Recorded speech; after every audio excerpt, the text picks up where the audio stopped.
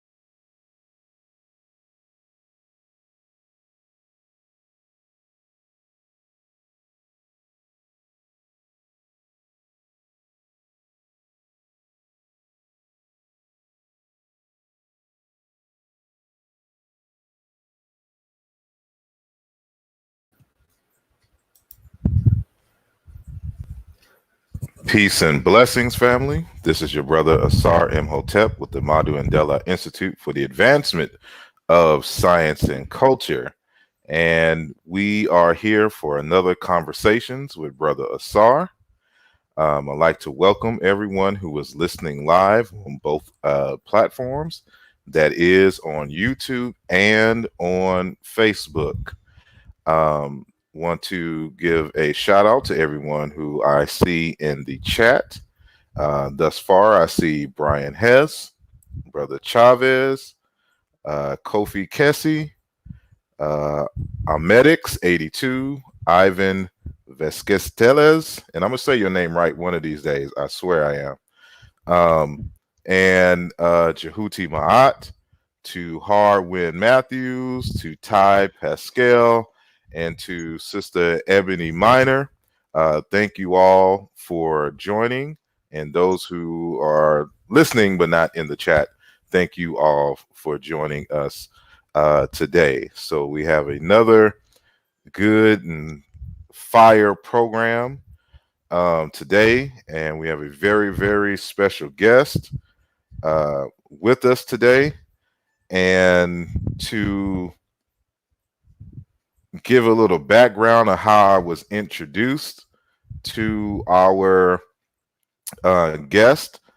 I actually, this was way back in the olden days of 2000 and 2001, when I had transferred from Southwest Texas State University to the University of Houston. And there was an African American Studies program there, then headed by Dr. Jelani, but he had passed away, and Dr. James Conyers out of Jersey came through and took over the program.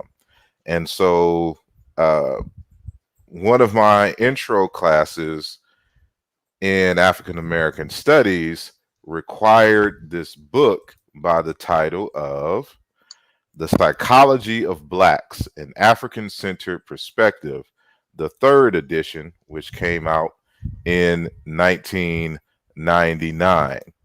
And so it was written by Thomas A. Parham, Joseph L. White, and Ádìsá Ájámú, who is our guest today. And I didn't realize that I had befriended him on Facebook some years ago. I looked at his name and I was like, why does his name look so familiar? And then I just happened to pull out the book. And so I asked him, was he the same person who co-authored that book, which I had to study. It was one of the books we had to read for our class, and indeed it was him. And so I later invited him on my show this was back in 2015, with Dr. Wade Nobles, and we talked about psychology as, what was the title of that program? Psychology as Intellectual Warfare, or Psychology as, I'm sorry? Psychology as Warfare? Something like that. Yeah, Psychology as Warfare. And and so he was introduced then, and we're welcoming him back now. Professor Ádìsá Ájámú with the Atunwa Collective, who is a psychologist living and working out of Los Angeles, correct? Yep. Yes. And, we're going to talk about a wide variety of subject matter today. And so I just want to welcome Ádìsá to and I know he doesn't like it when I call him doctor, but it's just a habit. I'm from the South. So we put our titles in these things. But I want to welcome you back, saying to the program. It's great to have you. Hold on one sec. Yeah, so it's good to be here. Yeah, when we did this last, it was 5 years ago, and I was living in Atlanta. So a little bit has changed since then. Sending greetings to your family and to all of the folks who are listening and watching, and hoping that their families and loved ones are safe, and all those within their circle of care and concern are holding up well in this time of epic uncertainty. So good to be with you, bro. Same here. And for those who haven't noticed, I've been changing my backgrounds, so I'm experimenting with the green screen. So I may travel to different places throughout this conversation, experimenting with some stuff. So don't pay attention to me in the background. But yes, I guess I'll start off first. Kind of give us, for those who are not familiar with you, who you are, where you're from, what fields you're in, and how did you get into what you do? Okay. So I'm a developmental psychologist by training. My area is in really more health psychology, public health, behavioral change. And I'm originally from a small African village on the East Coast called the Bronx, the Boogie Down Bronx. So definitely, definitely bringing that East Coast flavor to the West Coast. I started out really being interested in education. I came up under the tutelage of Joseph White, who was considered the godfather of Black psychology, and then two of his students, Thomas Parham, who is now the president of Cal State University, Dominguez Hills, and then under my Jegna, I call him Wanamu, but everybody knows him as Dr. Wade Nobles. And so when folks say, well, why did I become a psychologist? I was like, well, because the people who mentored me were psychologists. If they'd been botanists, I'd be talking to you about the secret life of plants. So it was kind of that simple. Like they were, literally what they were doing and what they were engaged in, and the way in which they sort of centered Black folks was right up my alley. And I went to college on a basketball scholarship, so I wasn't really all that interested in the academic side of the house. I was more interested in chasing balls and skirts. And Dr. Parham pulled me up and set me straight, and I've been trying to rock that path along the way to reach ever since. Indeed. So I should say that I'm currently now at the University of California at Irvine, where I'm the founding director of the Center for Black Cultures, Resources, and Research. It's sort of a combination of a wellness center, resource center, and think tank. One of the first of its kind in the country. All right. I mentioned the Atunwa Collective earlier. Can you tell us a little bit about what that is?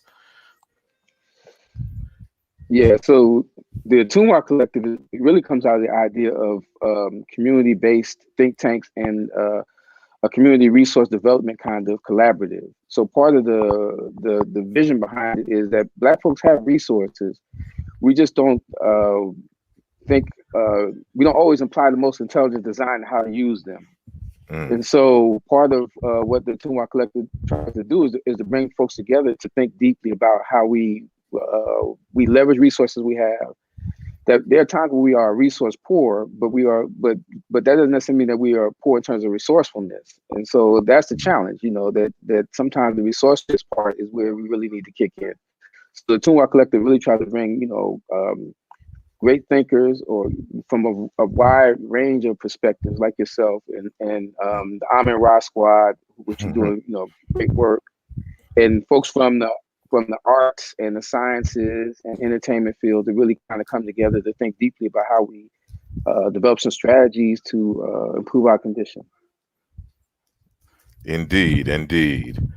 I'm more of a person who likes to live and dwell in the past, especially if it has a BC date or BCE date. But there's some history going on right now that we can be focused on, and that is affecting us greatly. And that, of course, is with the pandemic caused by the spread of COVID-19, the coronavirus. And so part of why I wanted you to come on here today is to, of course, I'm not going to ask you anything outside of your expertise in terms of the virus itself, but more so the social environment, how the response to the presence of the environment, to the virus is affecting us psychologically, and what would have been your observations, based on, your experiences, of course, with yourself and your family, but, peers, colleagues, and just, general persons, who, extended friends and family. What has been your take and perspective on what is going on now and how this is affecting us? Yes, I think it's important first to sort of, even though we're in the middle of a pandemic, to not be prisoners of the moment, so to speak. So I would argue that Black folks in the country have lived under a pandemic, right? That white supremacy in and of itself is a virus that has created pandemic conditions. right? And that, I mean, in a very real sense, and that we know that, in our relationship to the white America, that social distancing actually does help us. It does produce better health outcomes, right? A lot of research tells us that the more time we spend in those spaces that are predominantly white and anti-Black and hostile towards us, the poorer our health outcomes. So there is something to be said for understanding white supremacy as a virus that has created a pandemic, and that it is in some ways a kind of infection that has an opportunistic infection. So you can see racism and anti-Blackness as sort of like ancillary infections as a result of the larger virus of white supremacy. Then you can understand that Black folks have always been dealing in sort of this kind of milieu of dealing with these kinds of crises. So we understand that. Then we also understand why some folks are not taking it as seriously as they should, because it's their norm. Like for Black folks, we live in a space where we're constantly in a state of crisis because of a pandemic. So for some folks, it's like, look, this ain't different. And so part of it is also, to try and to convey to understand Black folks by humanizing them, right? And to recognize that there's a basic fundamental property that when people can't see something, they don't believe in it the same way as something that they do. So we had an earthquake or a hurricane or a tornado where you can see the damage and the devastation. People align themselves accordingly. With a virus which operates in a way that's kind of invisible, people can't actually see the impact. They're hearing about it, but they're not seeing it. So that's having an impact on how they respond to it. So part of that is to recognize that we have to find ways to communicate to Black folks with love and compassion and empathy the importance of social distancing, the importance of shelter in place. And to do that from a space that doesn't, look down on them, but to recognize that beings operate in a certain space, especially when they've been dealing with crisis all along. The other thing I would say is that, and this is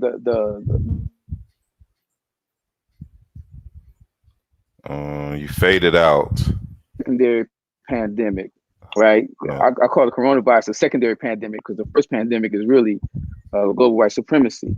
And what we're seeing is that when you have something like this, it actually gives you a chance. If you're at the bottom and everybody is now knocked down, it means it gives you a chance to kind of close the gap. But if you do the same thing that everybody else is doing that's at the top, you can't close the gap. So this is a time for you to actually be thinking about how you can do things to sort of close the gap. For example, I commute to work every day. It's an hour each way. But since I'm now working remotely, I don't do that. So that means that now the money that I was spending on gas, rather than spend that money on Amazon Prime, I spend that. I can pay down a bill. I can help some other folks who are struggling in this time with groceries and so on and so forth. So it's a chance to really close the gap. I can do some things that I couldn't do before. And my concern is that people are operating like they're at the top, right? Operating like they're at the top. So they're doing everything that the dominant folks are doing, as opposed to recognizing this is a chance for you actually to close the gap in a sense. You had mentioned, of course, the social distancing, and I remember having a conversation with my girl about this, and she brought up the fact that maybe we shouldn't think of it or use the same terms as European in terms of social distancing, rather replacing it with physical distancing, because Black people are still being social, using the technologies that are available. So one of the things that you see now as a result of the distancing, the physical distancing, is that you're seeing more of these collaborative joint conversations that weren't necessarily being had by some of the bigger names in these fields coming together. I know Dr. Wade Nobles and a whole bunch of other Black psychologists have gotten together on a Zoom and had a conversation, about COVID-19 and things of this nature, where normally to get all of those kind of people together, you would have to find them at a conference or something like that. In another context, you have people like DJ D Nice, who puts on a concert, him spinning or whatnot, and over 100,000 people were watching him live, where in a normal situation that probably wouldn't have been the case had it not been. But you see this, we're finding these unique and creative ways to still maintain relationships with one another. And so to me, that kind of speaks to the kind of resilience and creativity of Black people. And so this is just a unique way in which we're responding psychologically to the physical distancing, so to speak. And I want to see what your experiences have been as a result of this. What are you seeing? Well, so one of the things I think is that sometimes one of the impacts of the pandemic of global white supremacy is that it has moved us to adopt cultural strategies that are not our own. Right. So Black folks have always had in a thing called proxemics, right, or social distance, right? How people communicate over social distance. Black folks have always had a broader range. Like, when I was on college campuses, people have a whole conversation across the yard without being next to each other. Yo, man, you going to the party? I'm like, yeah, okay, I see you there. I holler and I'm out, right? Yeah. And I open your face. And Black folks coined the phrase back the fuck up. In other words, we have an understanding of like social distance that's within our cultural framework, right? Like when you any place and people get too close up on you, you look over your shoulder, like back up. So we have a sense of within our own cultural framework, a sense of proper social distance, so on and so forth. The question becomes when we enter into spaces where we don't have control over that social distancing. So when you go into a restaurant or you're standing in line to get food, you're not in control of the spacing, so to speak. That's where we place ourselves in jeopardy. But Black people always have been, really good about social space and giving people space and not crowding folks. Like we always talk about, like, why the nigga all up on me? Like, back up. So I think that there's something to be said for us having a conversation about what is it in our own cultural framework that we can rely on now that would allow us to be able to navigate this secondary pandemic in a way that allows us to emerge from this better position than when we entered into it. Now you kind of speak on it, if indirectly, the greater social dynamic and power relationships that affect us differently during the pandemic than other social groups. So we've been hearing, stories, because of course there was the conspiracy theories where Black folks couldn't get the coronavirus because we had so much melanin.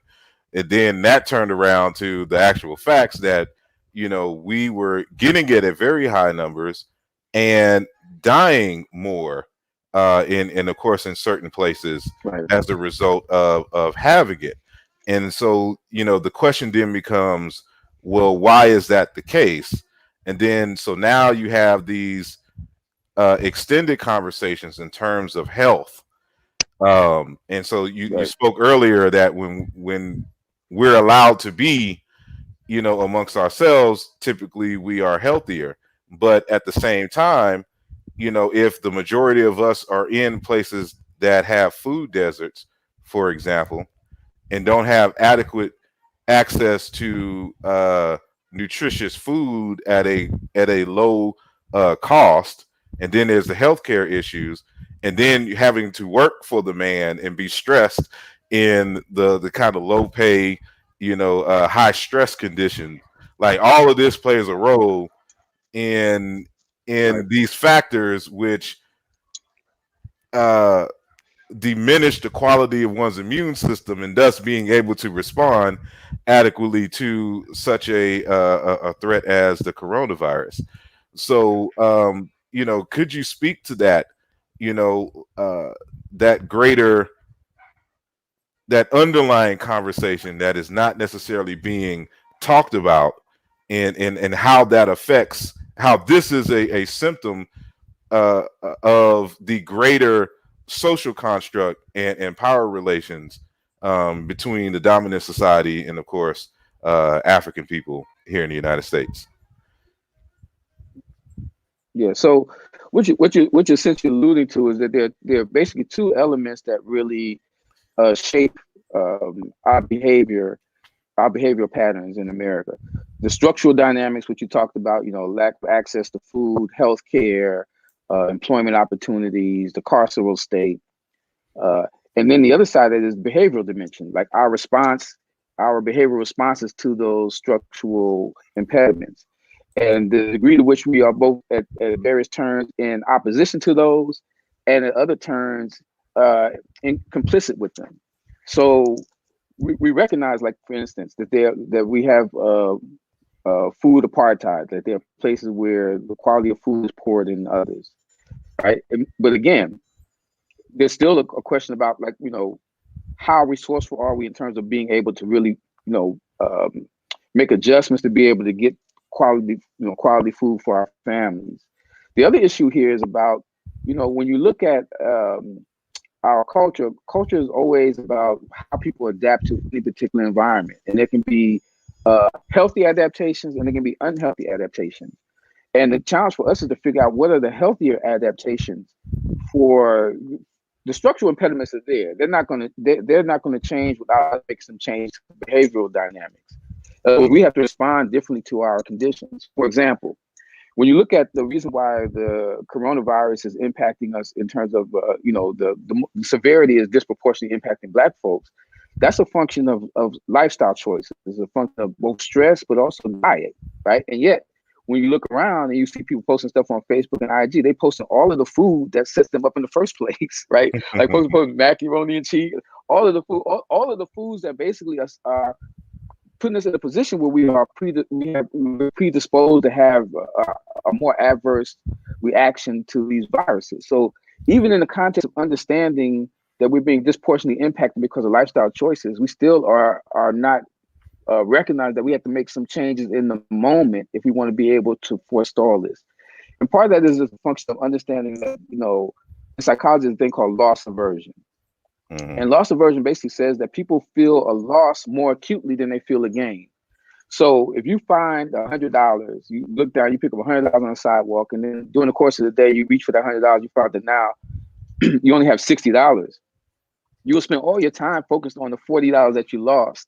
So much so that you'd be depressed about the fact that you lost the $40 as opposed to recognize that you actually came up, you're 60. So people focus on the losses. So when you're telling people things like shelter in place and social distancing, what people are experiencing, and the reason why they're not adjusting their behavior is because they're feeling the loss more acutely than the gain.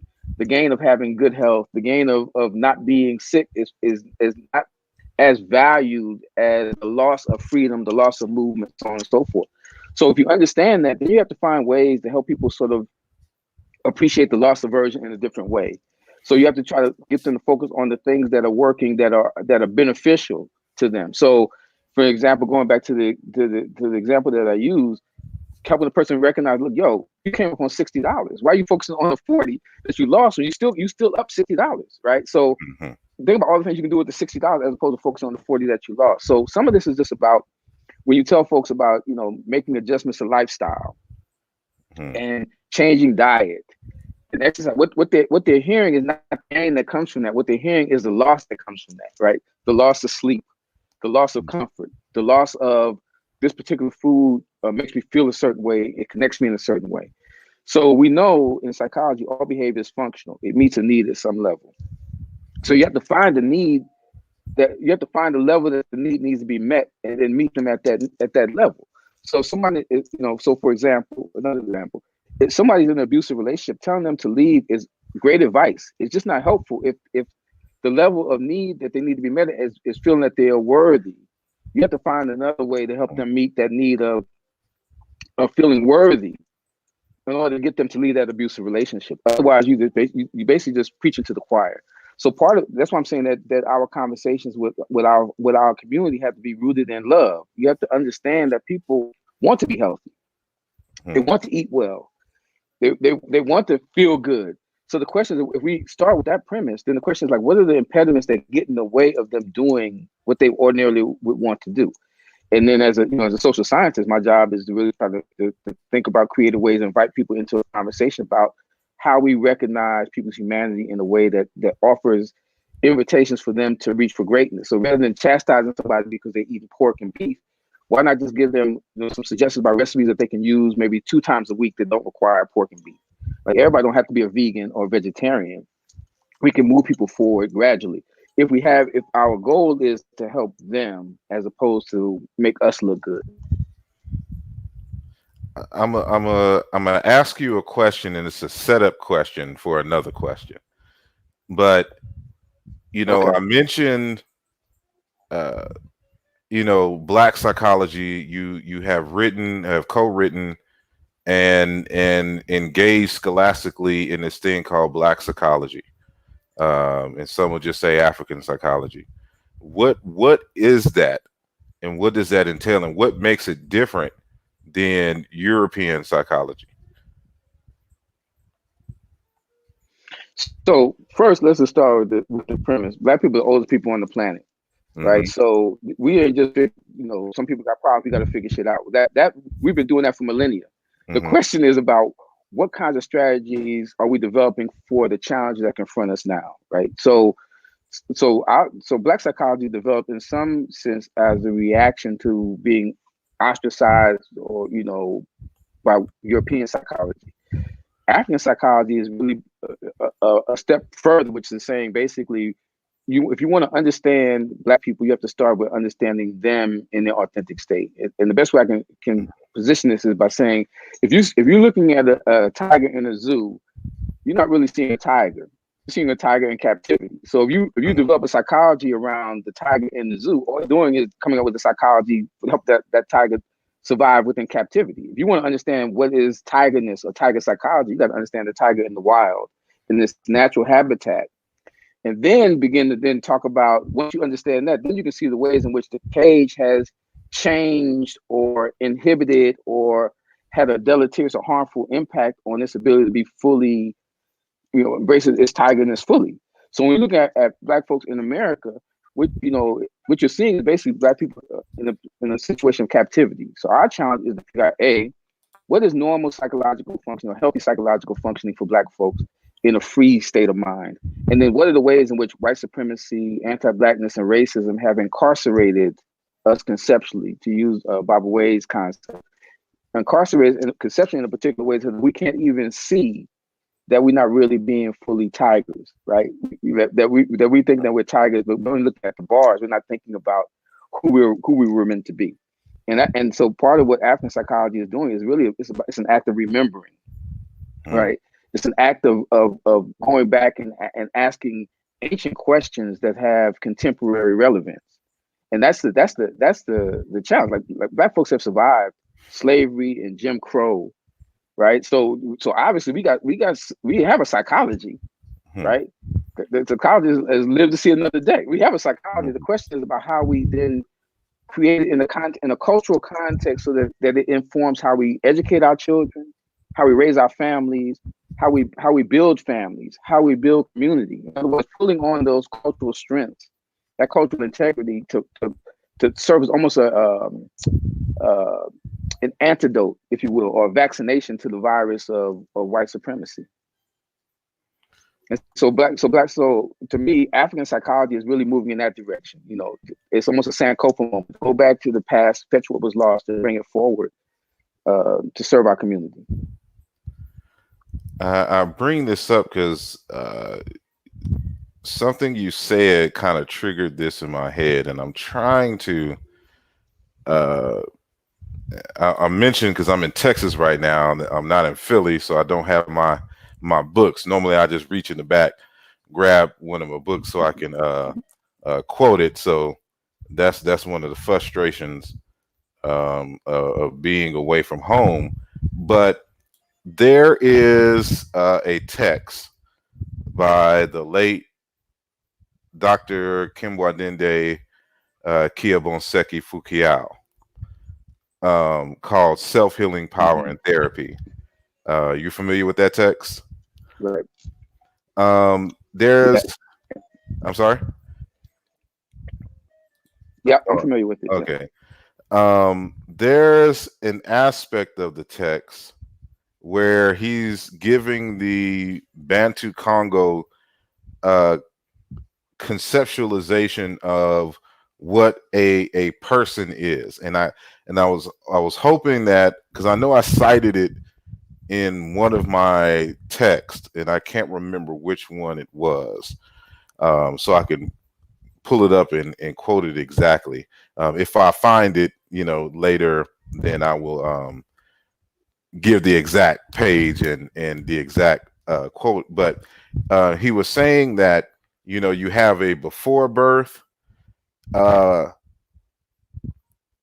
should I say? He worded it in the sense that the human being has a kind of a me package, and your identity and the way that you behave is shaped by a number of factors. One, by what you eat, or what your mother, saying before you come out of the womb, what your mother, is eating, and her thoughts and all of this other kind of stuff. And then, of course, after birth, what you eat, what has been introduced to you in terms of community and society, and then, of course, the physical environment in which you're at. And so he was warning about introducing, what he would call, or the Bantu Congo would call, these negative radiations.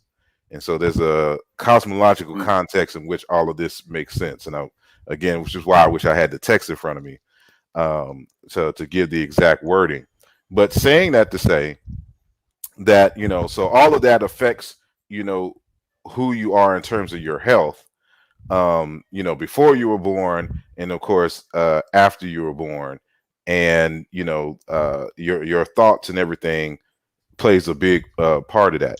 I had recently Dr. Shamarka Keita, who is a medical doctor and a biological anthropologist, and he was introducing to us, he of course talked about COVID-19 from a medical perspective, and he was talking about how, we need to be considering how these, like we mentioned, the food and being in the food deserts and having bad diet, like it's a phenomenon called epigenetics.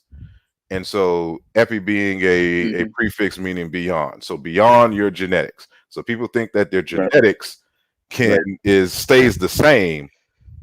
To a large degree it does, but it alters a bit, as a result of your lifestyle and the environment that you're in. And then, he brought up the fact that when we're dealing with especially our sisters, so women are born with all of the eggs, which has the DNA that they're, for the next, or their contribution of DNA for the next generations already in their womb when they're born. So it's not like men who develop, saying sperm all throughout their life. They have a set number of eggs, and then at a certain age, they don't have them anymore. So what happens with the mother in terms of, how she lives and effects can be transferred to her daughter, but all of that alters even her daughters that hasn't even been born yet. And so it plays a different, like I see that African psychology, kind of play out, without necessarily all the sophisticated, DNA analysis, and, wanted to get your take. I wish I could have worded it better, but wanted to get your take, on these particular perspectives, because you mentioned, making it functional.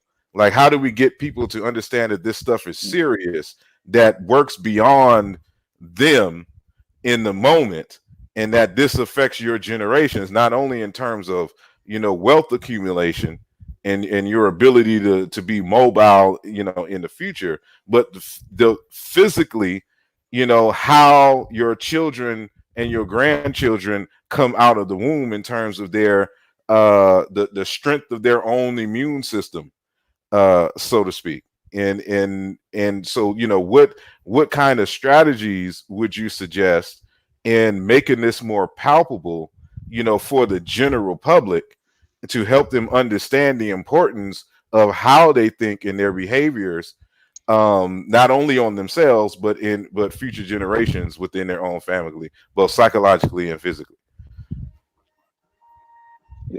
So first, got to start with the fact that there are 48 million Black people in the country, and that if you start with that premise, there's no one solution that's going to rock with 48 million people.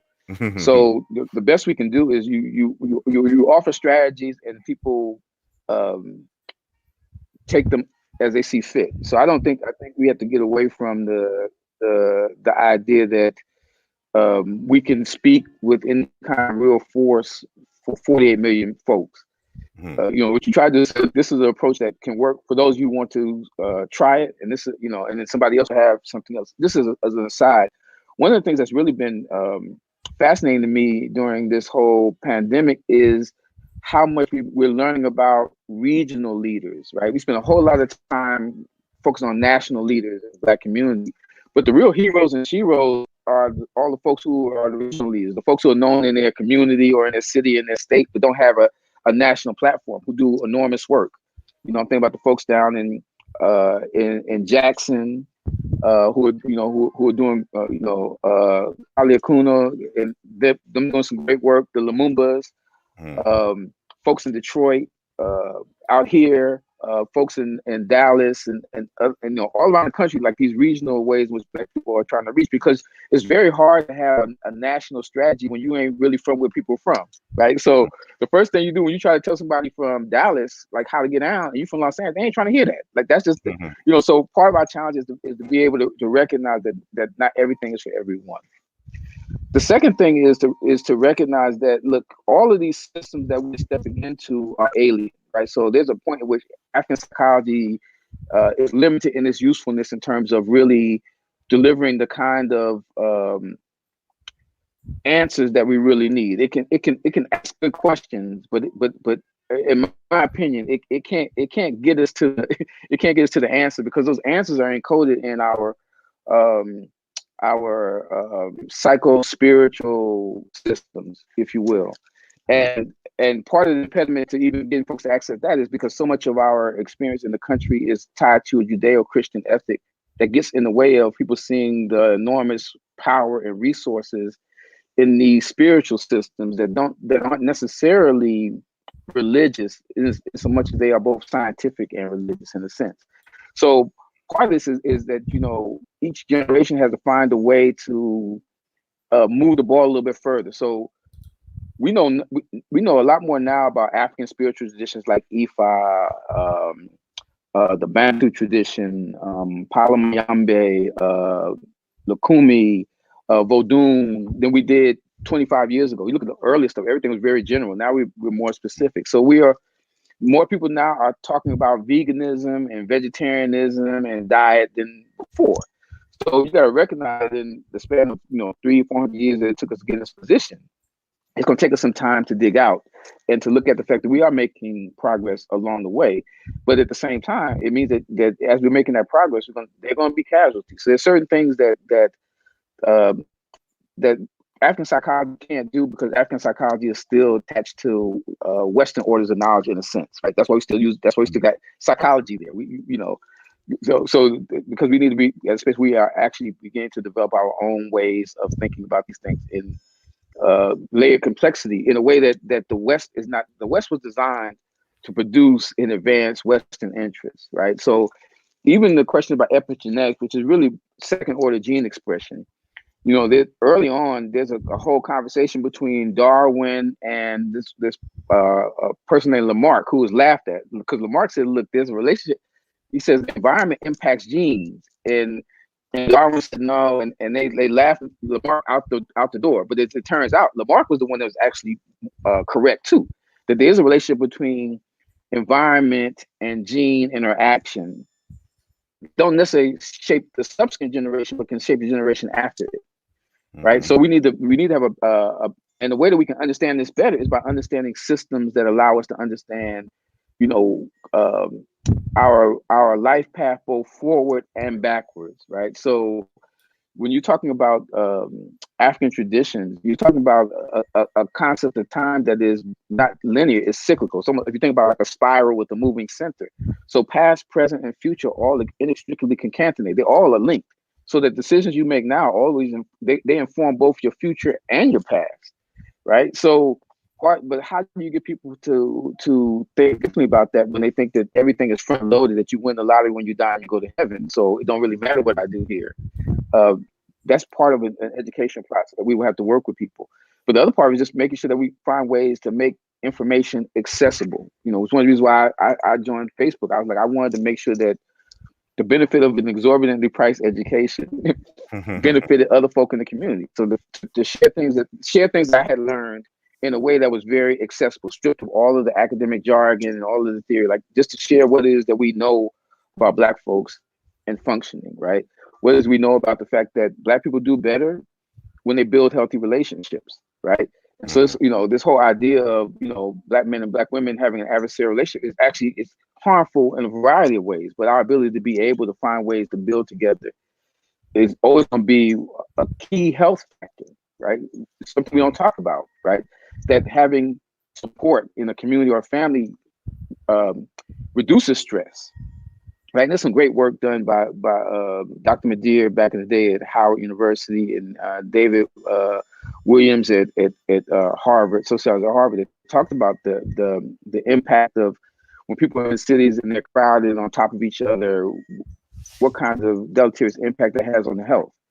And so for us, for me, the concern is like we need to get people together. Crises always reveal both your strengths and your weaknesses, right? So we're in the middle of a pandemic and we got athletes and entertainers who are holding town hall meetings. We don't need to hear from them. We need to hear from the epidemiologists. We need to hear from the social scientists. We need to hear from the medical doctors. In other words, we're leaning on the people that we look to as a source of wisdom and information. That's a function of the fact that as a community, we haven't developed the kind of structure that says your scientists and your thinkers are the ones you should be relying on, right? So Zuckerberg gets Fauci to come on and talk, right? We reaching for Michael Eric Dyson, that's cool, but Michael Eric Dyson ain't got nothing on this, right? So part of the challenge is that we need to have, again, being resourceful. We need to have our thinkers getting together in chats like this, chat rooms as like virtual think tanks, trying to think through, okay, what are some of the possible solutions we could have? Town halls are good for listening, but they also tend to be very performative, right? They don't actually end up doing much, right? You say you had a town hall, but people can't really actually trace any real ameliorative strategy to a town hall. But nobody pointed like, this policy came out of that. We came, it was good, we feel good, it was church.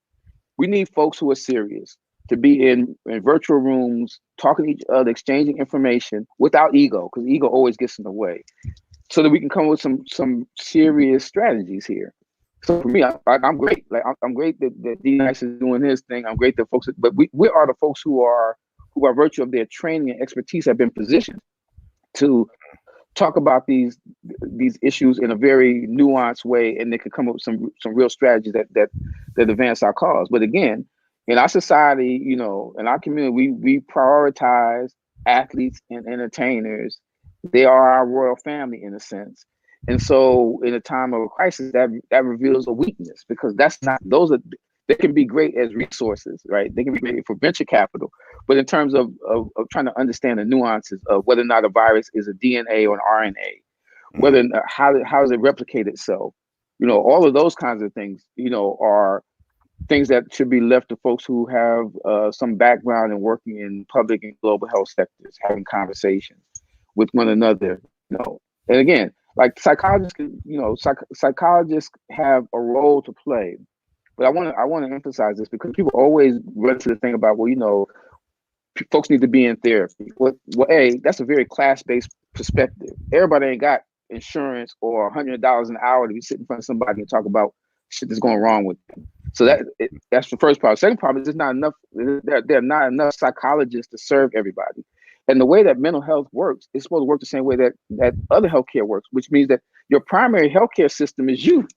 You got to, when you go to the doctor, it means that the thing, you're not supposed to go to the doctor for every little thing. You're supposed to go for the doctor for the thing that's crucial, right? So if you are doing the things that take care of yourself, you're eating, then the doctor becomes the person that's there when something goes awry.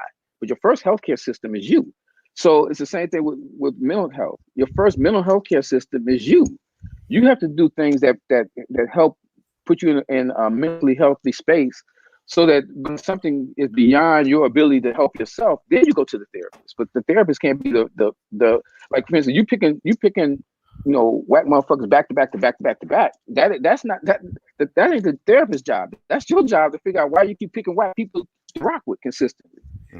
As opposed to running straight to the therapist to figure out to solve some stuff that has to do with you not making some decisions about discipline and self-care and self-love and so on and so forth. So I think that we have to understand this as a whole system. But the first line of that system is what we do is people that position us to be helpful. Like, one second book talks about children being seen, or a new spirit being seen as a living son, and that has power, and it has the ability to not only generate life for itself, but also to generate life in others. This sort of capacity as force that we don't talk enough about. That people do have the capacity to change their lives in increments. They do have the capacity to change the lives of others in increments. And this is a question of us having a conversation about how we help people figure out how to do that. That's a whole behavioral change model that the Institute for the Advanced Study of Black Family Life and Culture sort of developed. Like, really helping people think about how you change. And change is a function of increments. Nobody goes from 0 to perfect. Everybody has stages in the process. And so I think that we need to talk more about the technology of behavior change, understanding where people are at, coming up with solutions that actually take into consideration that people are human, right? A lot of these solutions that we have, they act like people, they're not rooted in the real. Like, nobody going from eating burgers and ribs to tofu. That ain't real. So you got to have some situation where you say, what are the steps that you take to move people towards a healthy lifestyle? What are the steps that you can take to move somebody who basically, maybe a misogynist or a womanizer? What are the steps that need to be taken incrementally to get that person to a place where they can deal with women in a way that's healthy and respectful and resilient, right? So again, we have conversations about what happened incrementally, not because these changes don't happen. And what happens is, because we expect change to happen right away, we produce a lot of people who are hypocrites because they feel that they need to show everybody that they changed overnight. And so what ends up happening is like Wizard of Oz. Once you pull the curtain back, it's just somebody who basically has been fronting. So I think that we have to think about the idea about incremental greatness. That you ain't gotta be great all at once. Just try to be great a little bit every day, right? I always tell my students that the way that you build behavior change is by having small steps towards a large goal. So if I come to you and say, look, I want you to write me a 365-page book in a year, you're like, damn, man, 365 pages is a lot. But if I say, look, all you got to do is write me 1 page a day, you're like, yo, doc, I got that, right? But 1 page a day at the end of 365 days will produce that book. And so, but if you start with a big thing, you people get discouraged. It's almost like when people decide that they're going to change their diet or they're going to start exercising, they always try to do the most because that's psychologically comforting. So they go, well, I'm gonna show up every day. I'm show up at the gym every day. When you ain't been to the gym, in like 8 years. Instead of saying, okay, look, I'm gonna try to go twice a week. And then once that's successful, I'm gonna do 3 times a week and build that way. Because what happens is people try to do the most, and then when they fail, they just give up altogether. So I think that the challenges that you're talking about have to be addressed incrementally. There's an added problem, kind of going back a little bit on what you were saying, that it's not only that we need to look for guidance and advice from depending on the nature of the crisis, the specialists in those areas, but and I know the history and the reasons for this, but just to say it out loud, that a lot of us won't even respond to us because we don't collectively value our experts. And a lot of folks won't begin to consider what their experts are saying unless they have some kind of white European validation behind it. And, you know, I deal with this kind of stuff just on the historical linguistic thing, you know, defending Diop and Obinga and all this other kind of stuff. You always hear these folks talk about, well, what white researcher had cosigns what they say versus, you know, them learning the strategies of the field and be able to judge for themselves who has the best methods and who's, you know, theoretical frameworks, you know, provide the most compelling explanation for the phenomenon which we are studying.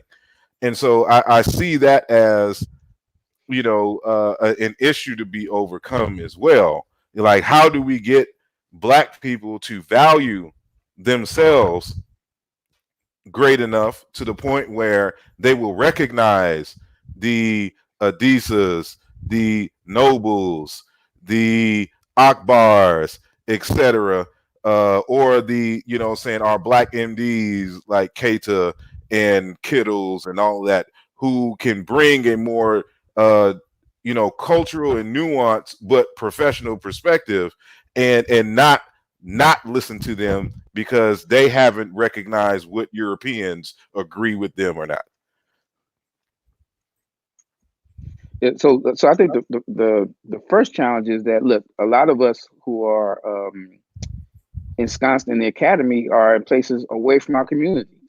So, you know, we're only talking to other scholars. So part of it is that people don't listen to us because they don't know us. Like you know, like one thing that social media has done is it allowed folks like me and Dr. Nobles and other folks who to have a broader reach, in the sense that people can see you as just regular folk with some degree of expertise. You know, because if you're at an academic institution, your whole life is around that institution, right? You're going to conferences to meet with other scholars and so on. So there's never really any opportunity for you to have any engagement with thinkers around their expertise.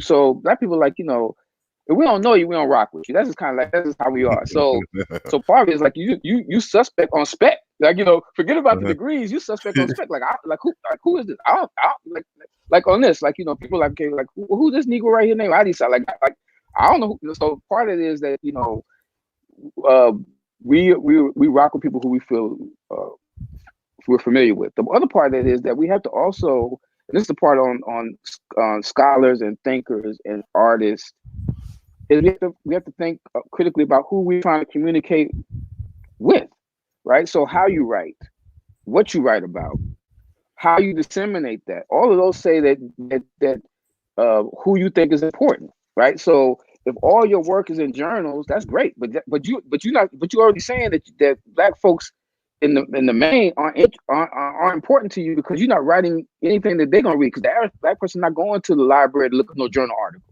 Right. Most of our knowledge in our communities come because people write things in books that are accessible, right? Like, you know, Chancellor Williams, Destruction of Black Civilization, you know, Bell Hooks writing, all these things we find ways to write in ways that are accessible to the broader public. So there's a responsibility on our part to make sure that we are making our work accessible in a way that people is useful. The third thing is that Black people rock with results.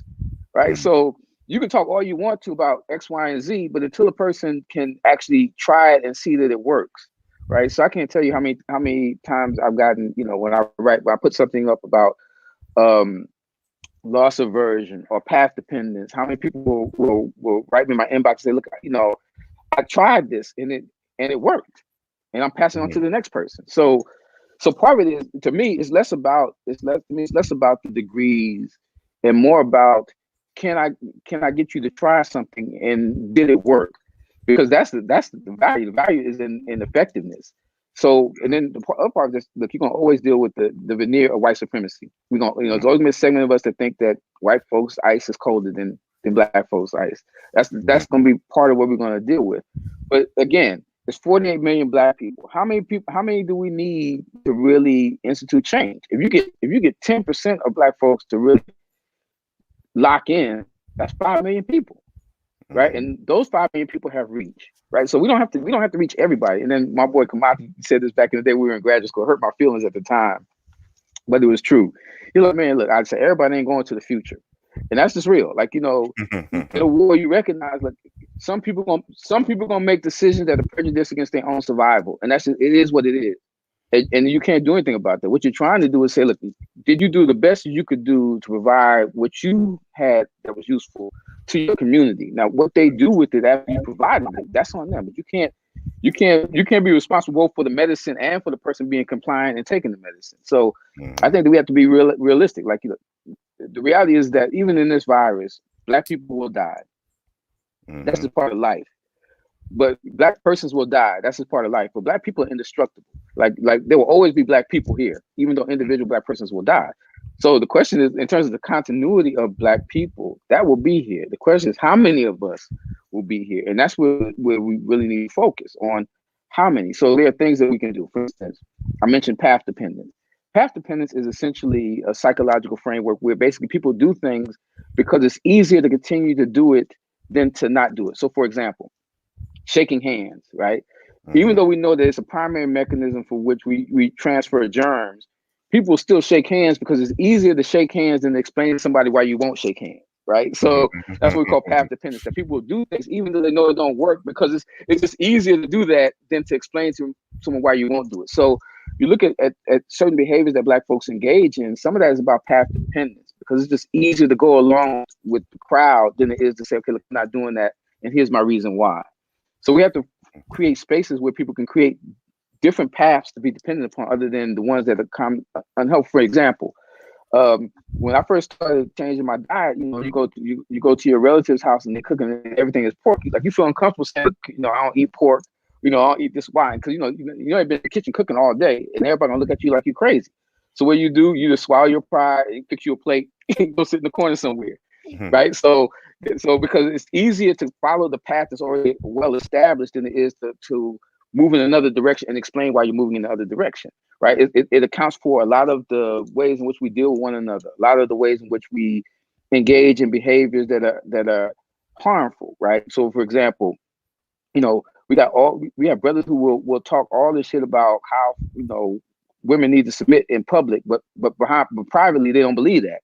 But again, they rocking with that because path depends. It's easy to follow that path and to stand up and say, look, no, I'm going in a different way, right? We've set up a dynamic where we create a situation where it's easier for women to, you know, to twerk on IG than it is to say, look, basically, I'm not doing that.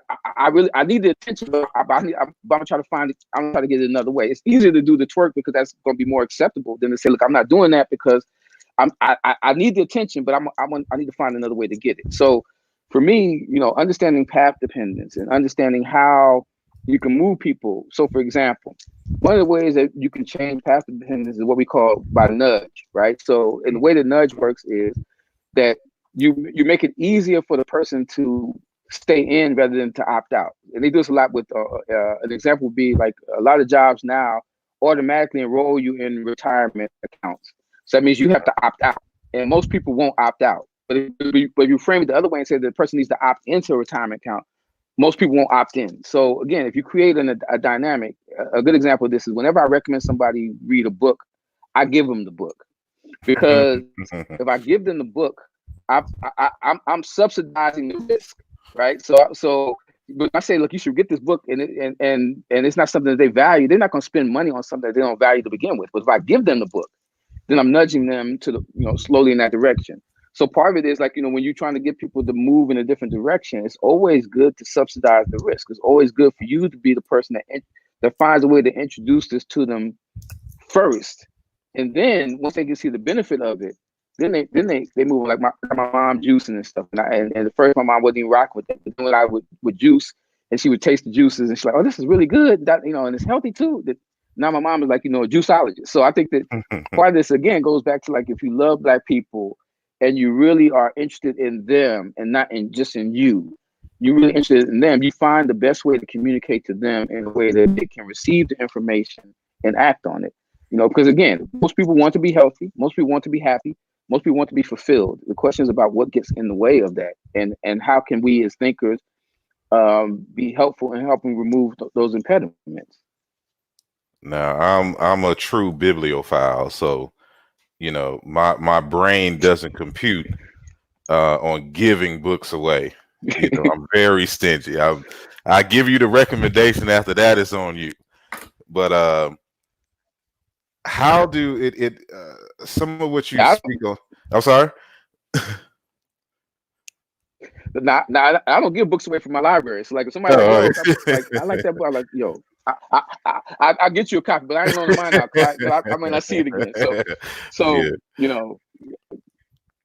All right. Yeah. So I'm thinking of like you talked about the community engagement part. Now, you know, when I came into Africana studies, you know, again, it's under the Temple School. So, you know, they would stress in Africology, you know, this need for like, you know, we don't do knowledge for knowledge's sake. Like everything that we do, you have to figure out some way to implement it and introduce these concepts into the community. Like that's just always been part of, you know, the training. And so oftentimes I get these I'm engaged in these conversations because a lot of people will know me from academic circles, but then know I'll be in what they loosely call the conscious community. And they ask, why do I go on certain platforms and engage where there's a whole bunch of immaturity and silliness? And and I said exactly, you know, to a degree what you said. Like if they have a popular platform where there's a whole bunch of information that you just know is false or problematic, but there's no one there to kind of balance those perspectives, you know, then those individuals won't know that these other people and these perspectives and these strategies and things exist. And so I engage in these types of conversations in the community, being able to use social media exactly for that fact. But saying that to say that there's a certain mindset that you have to have. There's a certain level of thick skin when engaging. So I think a lot of people opt out because of the stress of trying to help Black people, you know.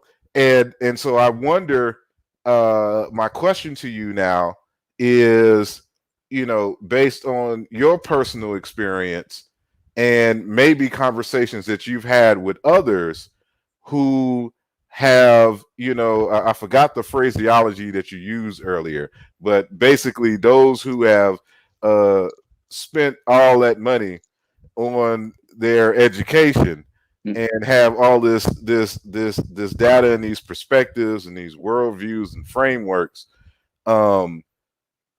to deal with a population that a good number of them don't value that type of information, and will try to cuss you out or diminish, you know, saying you in some other way because just like in the movie, like what was that movie, School Days, when you had the young brothers from the college and then the people in the community, and the people in the community thinking that the people in the college think that they're better than the people, you know, who didn't go to college. And so like, so how do you navigate these waters and these different types of personalities when you're engaging into the community? Okay, so I'm gonna take a pan back, and then I'm gonna come up close. Okay. So I think that we are in what I call an object permanent society. In developmental psychology, object permanence is when, you know, you have a little baby and you show the baby the ball and then you put it behind your back and the baby thinks that the ball has just disappeared, right? So the ball only is real if it's being seen, right? And what I'm arguing is that in our society, we are the ball, right? And so we're doing whatever it takes to be seen because it's the only way we can have relevance. So part of this is shaping this whole narcissistic narrative that's driving a lot of our social media presence, is impacting the way that we do our work. the way that we think about our work, the way that we engage in scholarship, the way that we engage in helping folks. You know, I always think that, you know, generosity is one of the highest forms of genius, but it's diminished when you have to cast a spotlight on it. So it's good to do good for folks, but they don't need to be on IG. You don't need to be on Facebook. You know, like the act itself is the reward, not you know. But again, so what happens is everybody is trying to find a way to be seen, right? And in that environment, people have an investment on being right more than being effective.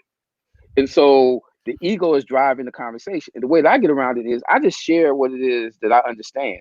You can take it or not take it. I'm less interested in being right and more interested in being effective.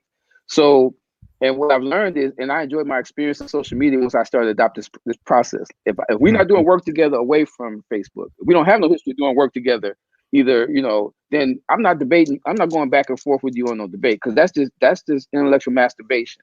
Like, to me, people who I work with, we're debating because we're trying to figure out solutions, but just a random argument is just a waste of energy. So you share what it is that you think you know. People can receive it or not receive it. That only. For me, I find that the investment in sharing information and then only being satisfied that people accept your information and say that you're right is a holdover from the Judeo-Christian ethic, where you gotta not only gotta witness to people, they gotta accept Jesus Christ as Lord and Savior. They gotta accept your perspective. And I think that in those spaces is harmful, because, you know, in a lot of this forum, we're not really actually dealing with introducing evidence into the conversation. So if you're in a space where we get to introduce our evidence, that's one thing. Like some of the programs I've seen you do with folks who have debates and they present their evidence. But in regular forum, most of the time, saying, because this is what I know, this is what I understand based on my experience and my training. You can use it or you can not use it.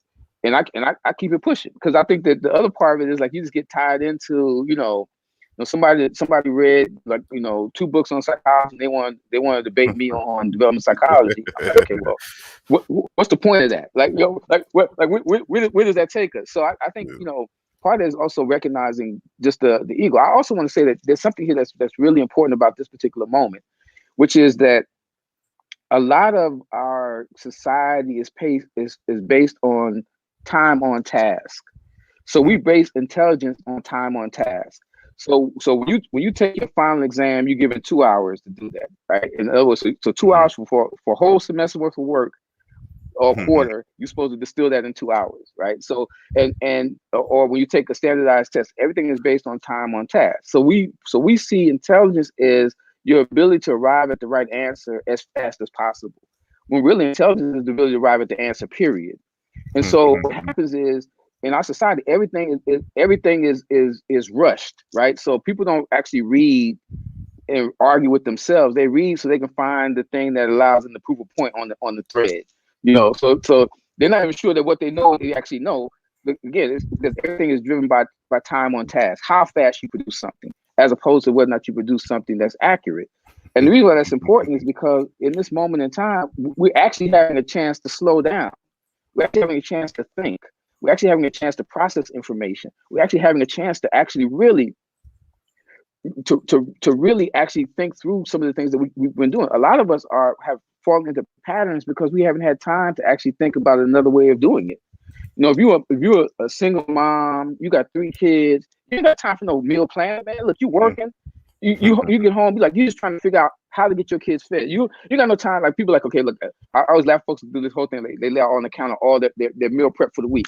I'm like, yo, kids ain't got that time. Like, that's a luxury. So now, because everybody has slowed down for the most part, like, unless you are one of those folks that have to actually go and work, if you are actually in shelter in place, you got time. So now it's time actually to think about things, to actually process information around why you're making some of the decisions that you make. You know, Dr. Wade Nobles always says, ideas are the substance of behavior. So what ideas have you had that are driving the behaviors that you got rid of? This is the time to do that, because the world has slowed down a bit. So I got no problem, you know, folks like, I'm, you know, Netflix and Amazon Prime and Hulu, but pick up a book. Like, you know, you got time here. You got time to do some things that you haven't been able to do before. That's what I meant when I opened the conversation about that. When a society is in a situation where everybody's been knocked down, you got a chance to close the gap. And if you're doing the same thing you were doing before, that means that when you come out of this, you didn't change the dynamic. And so part of the challenge is to ask yourself. So for me, you know, I run a center, I teach, and I'm, you know, trying to get books done. So now I got this time to write. So I was telling somebody, look, if I don't come out, you know, this will at least, you know, one of the books finished, I just ain't about that book life. That's the bottom line, because I got time to do this. So you know, so I think that you know, part of it is also encouraging people, right? You know, and recognize that sometimes people don't move on things not because of fear of failure, but fear of success. That fear of success is equally as paralytic as fear of failure. And that, you know, and so sometimes you got to try to talk to people to find out, again, if you start with the assumption that people want to do the right thing, if you start with that as your fundamental assumption, then the question is what's getting in the way of them doing that? And let's figure out how we move that out the way. Like when I see students, and a student is, you know, Irvine, that I think last year the cumulative GPA of the incoming class was like 4.2. So everybody in there is smart. So when I see a student that's barely passing class, I know they were smart enough to get in here. So I got to ask them, what are the impediments? I don't assume that they're not working hard. I assume that they are working hard, but there's something else that's getting in the way. And so then we can work together to figure out how we remove the impediment. And I think that's the thing that we have to understand when we're talking about Black folks, that Black folks want family.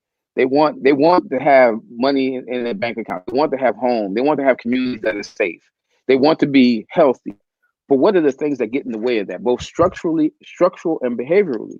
If we can address those, then we can begin to write prescriptions for how people can do things incrementally to move them, you know, forward towards trying to get closer to the life that they would like to have. Now, for those of you who are joining us live, those who have been here since the beginning, and those who have joined us later on both platforms, this is a dialogue. This is a community engagement. So if you have any questions for our guest here today, please type it out in the chat, and I will direct them to our guest. And so with the limited time that I have, you know, left with you, what are you mentioned, you know, working on your book. So I assume there is a book, you know, coming on the way, but what projects in general, you know, do you have coming up? What are its focus, and, you know, not only in terms of your personal, but also with the collective, the institute, in which you're over as well. Yeah, so I go to the Institute and the Center for Black Cultures. One of the things that we're in the process of really trying to do is we want to build in, we want to move to the next phase, which is think tanks, to invite critical thinkers from all different walks of life. One of the decisions that I made when I took over as director of the center was that we weren't going to privilege degrees. We want to privilege knowledge and connection to community. So in terms of like trying to identify folks to invite to these weekend think tanks to actually sort of think through complex issues, we're not looking at folks who necessarily have degrees, although that's important. We're looking at folks who actually have skills. Like a lot of folks in our community who do great work as healers are not, they don't have a portfolio, so to speak, right? Most of the things that we learned about Black reproductive health are coming from places that, you know, folks are just, most things we learn about herbs, the things that we're learning about Black women and their hair care, reproductive health are coming from community source spaces. And so one of the things the center wants to do is to really privilege those folk who have invested energy in us to learn a craft that has worked. So we were actually planning on having a women's reproductive health conference this quarter, but again, you know, Corona won't let us be great, so that's on hold for right now. And really, it was just going to be a space where, you know, the center has resources. So I was going to basically invite women in, welcome them, and then leave. You know, so there was a space just for women to build and to talk and to work through their thing. So, and then we wanted to do one for the brothers, and then we wanted to do one around family. So, because again, you know, my interest is in figuring out how we get Black people to find ways to work together with one another, because that's the only way we're going to move forward. I'm going to use an analogy that I like that I have borrowed from Dr. Wade Nobles, and I have stylized over the time. The saltwater fish and the freshwater aquarium. So if you think about it, if you have, let's say that the person started, they have a freshwater fish aquarium, and they've done everything, they put everything in place for freshwater fish to be able to survive in this freshwater fish aquarium. So you introduce the freshwater fish into the freshwater fish aquarium, and you notice that the freshwater fish are doing great in the freshwater fish aquarium. They have no problems. They're swimming. They're free and loving it. And then you think this, okay, I want to introduce somebody else into the experience. So you put some saltwater fish into the freshwater fish aquarium, and you notice that while the freshwater fish are doing great, the saltwater fish aren't. And so after a while, everyone starts to focus on what's wrong with the saltwater fish. They don't swim the same way the freshwater fish swim. They don't talk the same way the freshwater fish talk, right? They don't. Why do the saltwater fish, their gills be sagging, or how come the saltwater fish don't do as well on the freshwater fish elastic aptitude test? And then soon enough, you start getting some saltwater fish who feel like they have done well in the freshwater fish environment, so they start to focus on the saltwater fish. I don't know what's wrong with these saltwater fish. They just want to act right. So while everybody's focusing on what's wrong with the saltwater fish, no one's asking the question about the water. But the very ecosystem that they were introduced into was toxic and inhospitable. So when you're talking about Black folks in America, the very ecosystem itself is toxic. So all you're looking at is adaptations within a system that's toxic, right? And we know there are two types of saltwater fish that can survive in fresh water. One of them is salmon, who swim against the stream. The other one is sharks, right? So in our environment, the folks who are most likely to be able to survive in this environment tend to be the folks either who swim against the stream, the folks we call like the conscious community, the folks who are just maverick, or the sharks, right? The warriors, right? So there's the reason why we have all of these most of enslaved Africans all up and down the South, during the period of the Ma'afa. It's because folks had a warrior tradition. So even though they were introduced into a toxic environment, they still fight. And every day, sharks show up every day. They fight, whether it's raising their families, whether it's trying to start a charter school, whether it's doing the work that you're doing, whether it's the work of the Amin Ra Squad, whether it's the work of all of these, like the Black Therapy Central Network, whether it's all of these folks who have started, like private practices for mental health care, the folks who do stuff around healthcare. All of these are all folks who are just sharks, folks who showed up and decided to fight. So the question for me is always, how do we nurture more sharks and more salmon, right? How do we get more people willing to swim against the stream? How do we get more people willing to show up and fight? Because you recognize that, you're not going to be able to change the ecosystem, but you can change how you respond and operate within the ecosystem such that you're able to have an effective adaptation that allows you to thrive in an ecosystem that was designed for you to be destroyed in the first place. So when we're looking at Black people, we're talking about all of the things that are wrong with them. We're never talking about the fact that the very ecosystem itself is designed to destroy Black people, and that our survival in of itself is a testament of our genius. Not. It's not that we are trifling. It's like the fact that we are here is a testament to the just the opposite. Mm-hmm. Well, I'm not seeing any questions, and I know there's a time delay in the chat. So let me make sure. No, they're having their own statements, essentially agreeing with you. And someone thanked me earlier for introducing you to them, at least. And this is what I try to do. So, I know I'm an individual who likes to read and share a lot, but I like to also engage while they're alive, people who I study. And people always like to ask me about what books I read and, who has been influential in, helping to shape my thoughts. And I like to introduce them, not only the books, but the people themselves, so you can hear their voices when you're reading their text. And it's these kind of conversations that I believe are very beneficial. And so I find that the people respond to that very positively. So, I appreciate, again, you coming here and talking to my audience once again, and reintroducing yourself. And what you doing? He says, yes, Amos Wilson, Wade Nobles, Bobby Wright, all household names.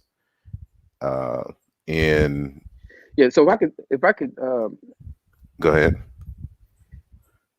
I'm just reading from the a chat. Couple of things. Like I always think that I always think that if people spend time listening to you, they should be able to walk away with something that is a return on their investment. So I want to share a few things I think folks can do that are really simple, that will help you move on your way.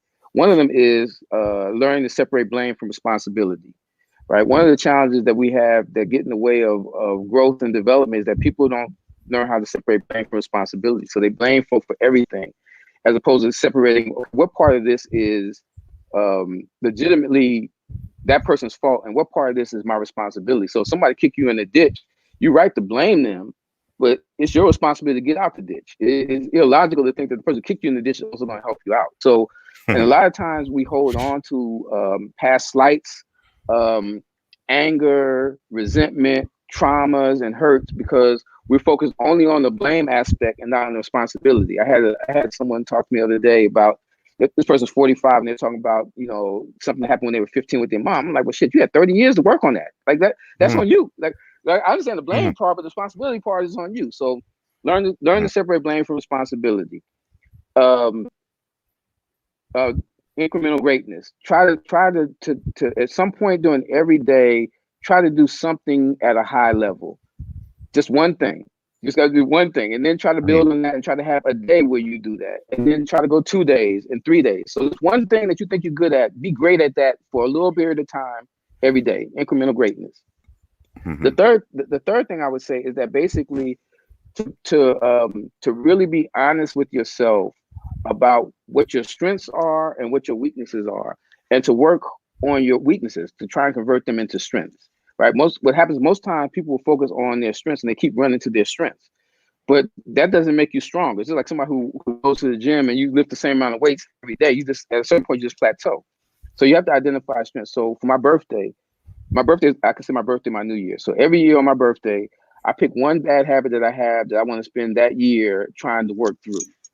And when the next birthday comes through, I ask myself, okay, did I really satisfy this, or do I need to give it another year? But the goal is that every birthday is tied to some growth in me that I can actually trace.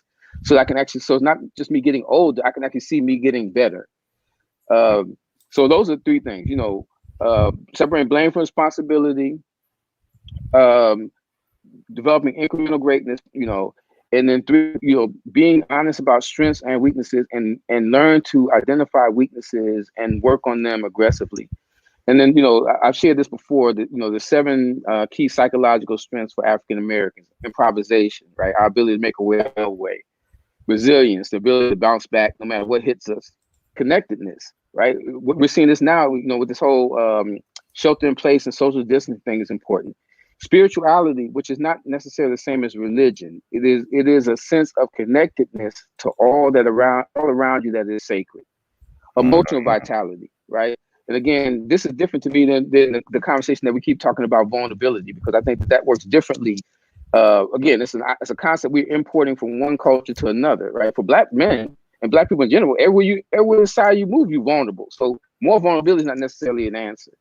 And then lastly, is gallows humor, right? The ability to be able to laugh even in the midst of trauma, right? So we see all these memes around, the coronavirus. Is that you, Rona? So all of these things are things that are built in that allow us to be strong. And then lastly, hold on 1 second. Hold on 1 second. I'm sorry to interrupt you.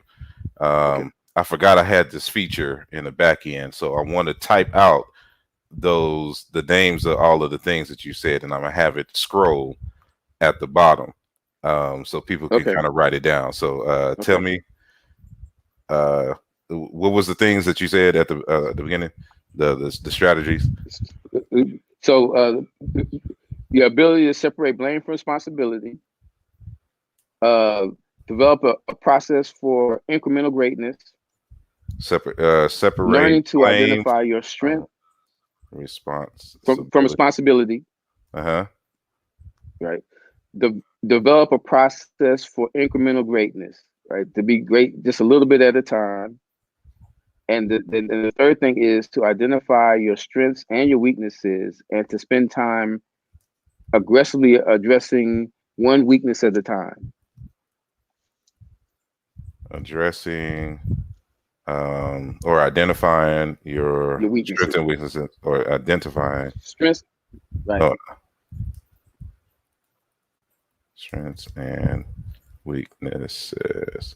Hopefully I spelled it right, but don't crucify me, everybody, if I misspelled something. So boom. I'm sorry to interrupt. Go ahead.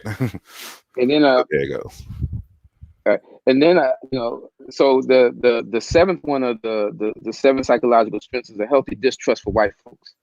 And again, let's go back to the whole conversation around social distancing and the conversation around white supremacy as being a virus that's also a pandemic, and us thinking about strategies to deal with that. The center we provide office hours, and meeting with my staff, what I decided to do was also to have community office hours. So starting next week, there'll be a link. So any of your listeners who want to just come in, you click the link, you make an appointment, you can sit down and you can chop it up with me about whatever is on your mind. It's just a way of us trying to extend our expertise and our love to the community. So whatever's on your mind, you're working on a dissertation, or you're trying to figure out referrals for therapists, or books to read, or how to work with your kids, and so on and so forth. That'll be available next week, and folks can reach out to me, and we can chop it up. Speaking of books to read, so this was I mentioned these names earlier, but it was part of a 2-part post. So the person listed Amos Wilson. I already know the answer to this, but I'm gonna ask it to you anyway. Amos Wilson, Wade Nobles, or Bobby Wright. Which of these books would you recommend? Of their work, I guess you. Well, it depends. So let me say this about Bobby Amos Wilson. Bobby Amos Wilson is probably one of the most important thinkers of the 20th century. And again, going back to your point about how we don't pay enough attention to our own thinkers. Bobby Amos Wilson was just so far ahead on so many things. But his book on the development of the Black child is an important book to read, I think. And of course, his opus, Black Power. But I would say just about any book by Amos Wilson. For Wade Nobles, I would say Saku, because Saku is a compilation of all of his writings over the course of 30 years. So it's a good distillation of all the work. And if you're interested, you could go further. And then, of course, Bobby Wright, Psychopathic Racial Personality would be the key book. And then remember Ani, Yurugu, and Let the Circle Be Unbroken, are also good books to have access to. And there's a good book that's just coming out. It should come out, I think, May 1st by Rita Walker, the Guide for Mental Health for Black Folks, which I think is going to be a critical book to have as well. A young sister out of University of Houston who's doing some great work. So I want to shout out her work too. Yeah, Blueprint for Black Power is, I go to sleep with that book under my pillow, and hoping by osmosis, a lot of it just seep in and permeates through my my bloodstream or whatnot. But yeah, but it doesn't seem like there's any more direct questions on any in the both platforms. So before we go, I had a question and I forgot it already. Darn it, I forgot it just that fast.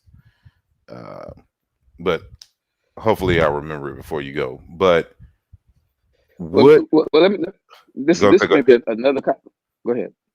Go ahead.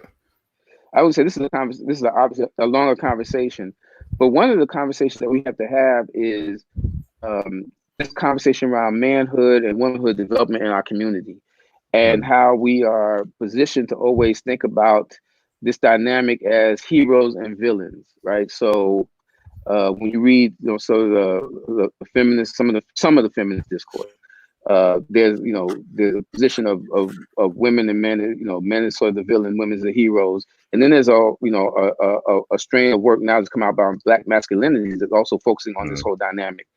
And what happens is that we don't actually get to the conversation about how do we heal a whole community, right? As opposed to people taking sides, right? Because when you look at the dynamic itself, it's not just, my ability to be able to function as a Black man is not just a function of brothers. It's a function of my mama, my sister, my aunts. There's a whole range of relationships of women that also shape manhood. And there's a range of men that shape womanhood. And in a community, that has to be understood, both for its strengths and for its limitations. And I think that part of the frustration is that we don't actually start with the discussion about, okay, let's start with the family dynamic and then talk about manhood and womanhood in the context of a family dynamic. We start with this model of individuation. I'm going to study women, I'm going to study men, and then I'm going to add each one in after I've done most of my major formulations. And I think that part of our ability to be able to really, when people look at how Black people survive, one of the things that comes out is role flexibility, the ability for Black people to be able to adjust roles given what was needed. And so again, we have to keep coming back to this conversation about how do we build healthy relationships? How do we build a dynamic in which men find a sense of personal power that's not at the expense of holding women down?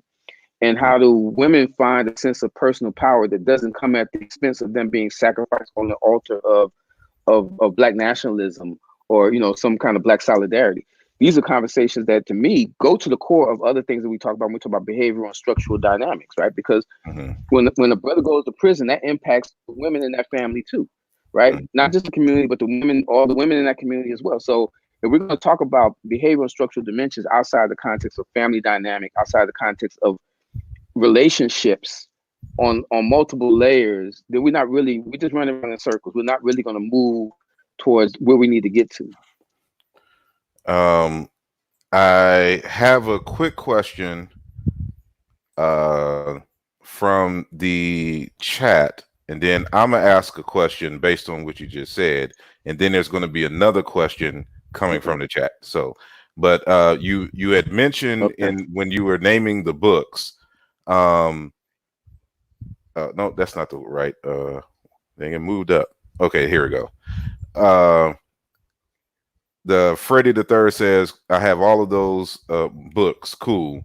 What was the sister's name again? I think you named two. I know Marimba Ani was one, and then there was somebody else you named in terms of their books. Yeah, Rita, Rheeda Walker. Rita Walker is a psychologist out of University of Houston. And I think her book drops May 1st, I believe. Cool beans, which is tomorrow. I think, yeah, tomorrow. Yeah, and you can actually find her on. She has also a YouTube. She has a YouTube channel that discusses her work too. So, but again, there are a lot of folks out here who are doing really great work in the mental health areas. We just have to do a better job of spotlighting them. Harmony Health in North Carolina, and during North Carolina, Ala Shea in North Carolina. There are a lot of places where folks are doing really Progressive Life Institute in Baltimore. So there are a lot of places that are doing good work.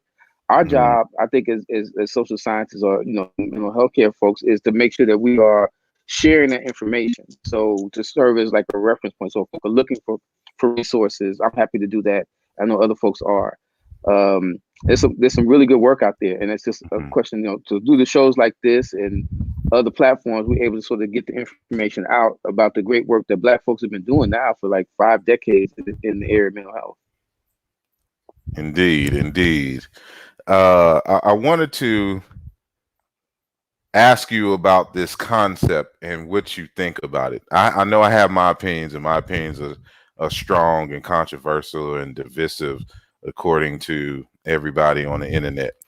But this concept, something that you said, sparked this question in terms of toxic masculinity. Is that a thing in real life? And if so, or if not, why? Or why not? What is that? Is how do you view that concept? Since you were speaking about manhood. Yes. So I think that there's a difference between what would be considered a social scientific concept and something that is a concept that's a function of popular culture. So toxic masculinity as a function of popular culture exists because people say it exists. But in terms of it being a construct that you can measure and test, that hasn't happened, right? So we can't just, so as a scientist, I can't just come out and decide on something and then say it is a phenomenon. I have to actually test. I have to run experiments to see if such a thing exists, right? So we can't just say that somebody, when we say that somebody has bipolar disorder, right? There's a mechanism for how that has been tested and validated over time. What we have here sometimes in popular culture is that everything that we don't like, we pathologize, right? So, and that's not the same as saying that actually works as a construct, right? Because it has to have reliability, it has to be validity, it has to be valid over a number of different domains, right? So what happens is when you take something like toxic masculinity, right? What happens is that depending on who you're applying it to, it exists or it doesn't exist. So the dude that you call a hotep is toxic masculinity, but your dad who exhibits the same behaviors, he's just old school, right? So again, the concept changes according to your degree of comfort, right? Yeah.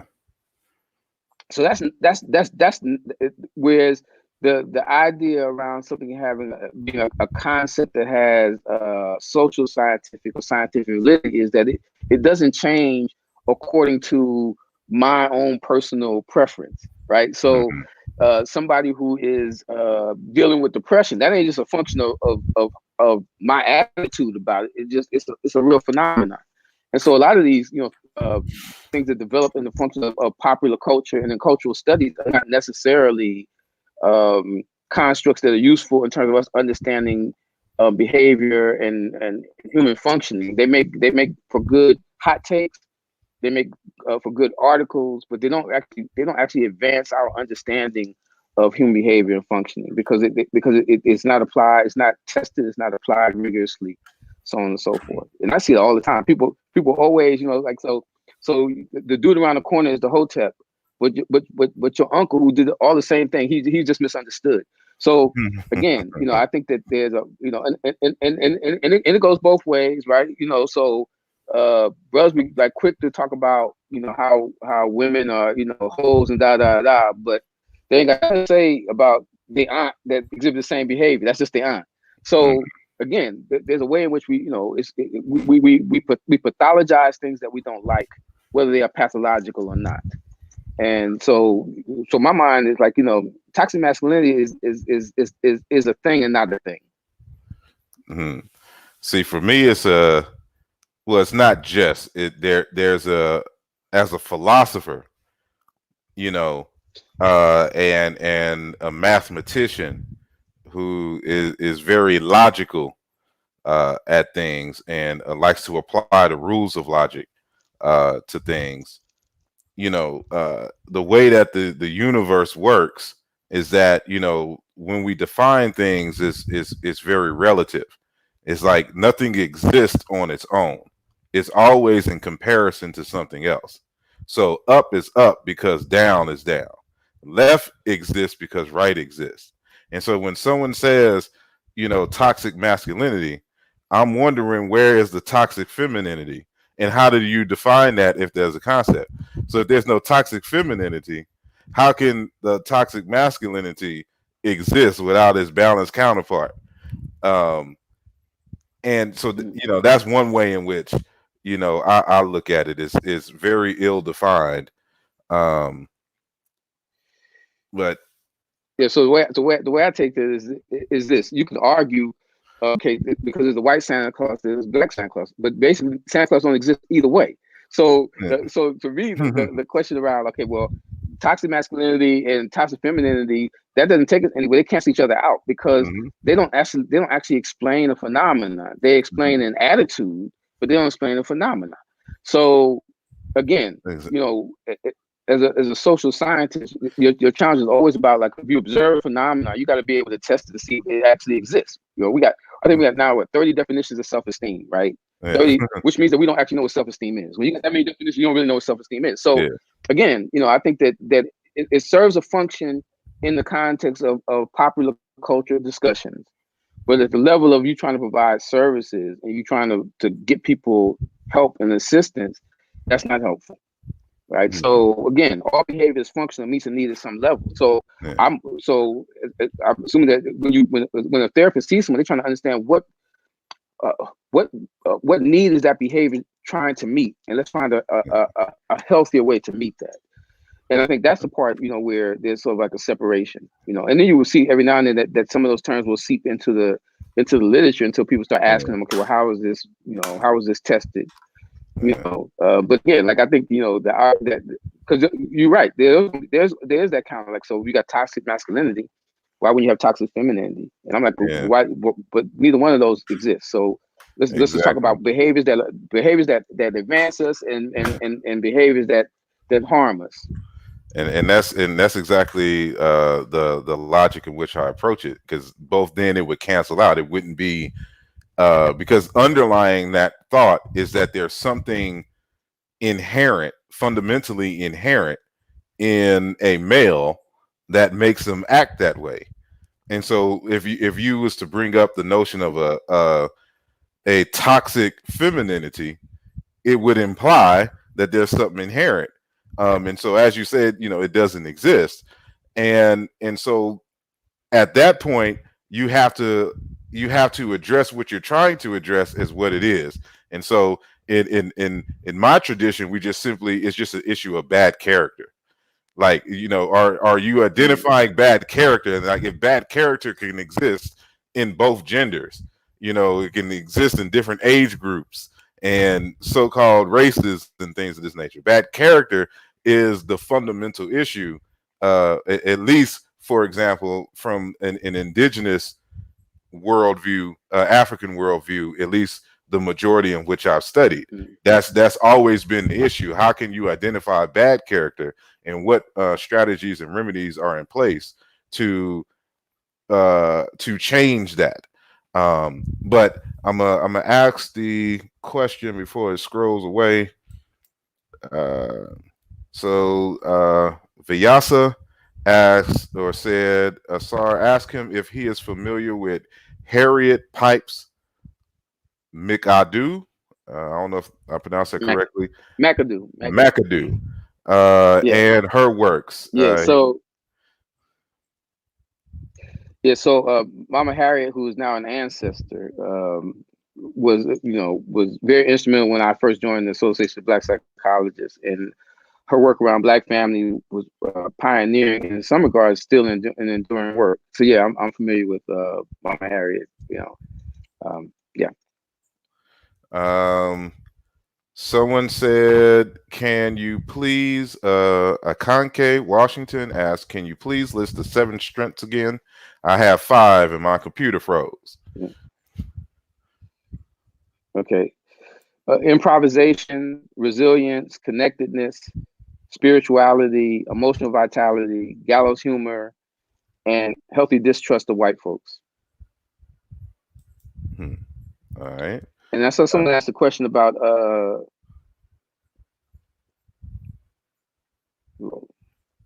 that's just a comment. I saw someone also asked a question about Tommy Curry's book Man Not. If I was familiar with Tommy Curry's book Man Not. Here we go.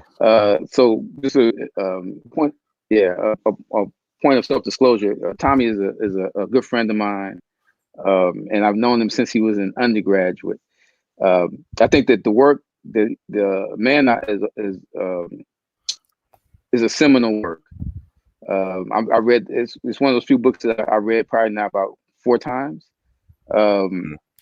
and it's a not only is a great piece of scholarship, but it's also a critical contribution to our understanding of the emotional lives of Black men. So it's a good start in that direction, and it's driving part of Tommy's sort of at the forefront now of Black masculinity studies. My concern is that when it's also a counter narrative to certain feminist discourses, and my concern is that whenever a body of work develops in opposition to another body of work, it ends up being tied to that work in a way that doesn't allow it to grow, right? So in the same way that as long as Black psychology was stuck with trying to refute Western psychology or white psychology, it could never grow because it was always tied to Western psychology. It had to delink itself and say that we're doing something different.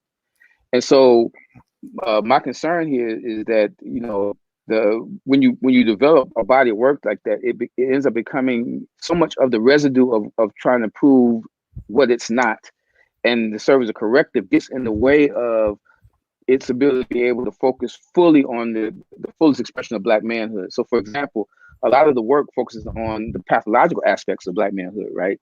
The trauma we've endured, the ways in which the system has worked against us. But if you're gonna develop a theory around Black manhood, you start with the strengths, not with the weaknesses, right? Because whenever you start with this is where, you know, so in Black psychology, where Dr. Nobles departs, he moves away from the whole focus on deconstructing European psychology and starts to say he and Naim Akbar and Linda James Myers and Kobe Cambone and other folks begin to move and say, look, you know, our conversation is about what do African folks need, not about what haven't white folks done for us or the way. And so I think that part of the challenge here, you know, as Tommy and others sort of to build out on this, is not to be so much tied to other paradigms that it doesn't give Black men a full humanity. We are more than just the pathology that we've dealt with. We're more than the harm that's happened to us. We're also the strength that allowed us to overcome that. And if you don't have that as part of your framework, you know, if you don't take Black men in its totality, you lose things like, you know, conversations around Black men being more vulnerable. That's not necessarily a prescription for us. A prescription for us is how you find ways to help brothers develop a kind of internal strength so they're able to be more open and expressive. Because everywhere in the society they feel unsafe. So asking them to do more of that is not necessarily a prescription for wellness. It's to find ways it fortifies them so they feel empowered to be more open, more expressive, right? And so part of that is finding ways to speak to brothers at a level that speaks to their strength. And I think that's the challenge that we have this thing, you know, with essence and expression, right? Two things, they can share the same essence but express themselves differently. So Black men and Black women can be dealing with the society at an essential level the same way, but the expression of it is different because they operate in sometimes different worlds. Unless we can appreciate the distinction between essence and expression, we end up writing prescriptions that don't necessarily, they help one group, but they don't help the other group. And so again, having time to think, having time to process, you write books. Part of a great deal of writing is also about the ability to be able to have a conversation with yourself. Writing is a lot of that is about having a conversation with yourself. And so I think, you know, we need to really go back and have, you know, conversations conversations about Black masculinity should have women involved in those conversations too. Conversations about Black femininity should have men in those conversations, not driving it, but also because there's a critical aspect that we mutually define one another. There are no definitions of womanhood that don't have men connected to it in some way. There's no definition of manhood that don't have women connected to it in some way. You know, we come from women. So at some point, you know, these conversations have to, again, if you start with I mentioned before, you start with the idea of a family dynamic, and then you start studying Black men and Black women within the family dynamic. I think that takes you someplace different than if you start out, well, I'm going to study women, I'm going to study men, then I'm going to put them all together. Indeed. It reminds me of, you know, kind of the approach I take to my studies and, you know, kind of influenced by Molefe Kitty Asante when he was talking about, and this is from a live lecture that I attended mad years ago, when he was talking about Afrocentricity, the theory of Afrocentricity in terms of discovering essentially, what does it mean to be African in the absence of the European? And, you know, and not being grounded in terms of constantly comparing yourself with the European, but who would you be if they didn't exist? And that, and answering that question is part of why I'm very entrenched in the historical aspect, trying to recover those recoverable elements of who we are, how we thought, and kind of piece that together, especially for those of us in the diaspora, in terms of traditional. So we know what is traditional, you know, and then what is adaptive as a result of, you know, European and Arab colonialism, you know, in Africa and things of that nature. And so what you said kind of speaks to the at least the approach in the work that I do, and why I do what I do, and why I go back so far in the work. Someone said, well, this is more so a comment. Oh no, let me go back here. That I wanted to be a neurologist at 7 years old. No wonder why I'm so into this. I can listen all day if you got the time. And so they're pretty much enjoying the conversation. So just wanted to say that. And so I also want. Go ahead. I also want to say this, that misogyny and patriarchy are real. Because I don't want anyone walking from the conversation saying, misunderstanding me. I'm not saying that Black women in the society don't have a burden in terms of dealing in a society that has positioned Black men in some ways to do harm to them. I want to be clear about that. But I also want to say but that only takes us so far if we don't go further and ask questions about, again, ideology, right? So this is a point of disclosure.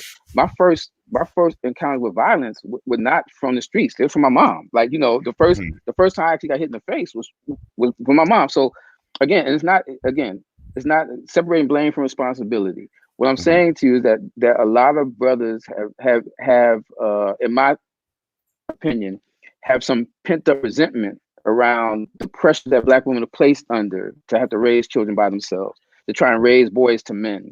And that some of that plays out in terms of how people internalize that anger and who they direct it to. So a lot of the misogyny in my mind is misdirected anger that's directed away from their mothers towards other women, right? So again, you know, we only can get it so we don't have some honest conversations, right? If we start with the idea that everybody, you know, you got heroes and villains, and there's one group of people that did everything right and one group that did everything wrong, you're missing the point.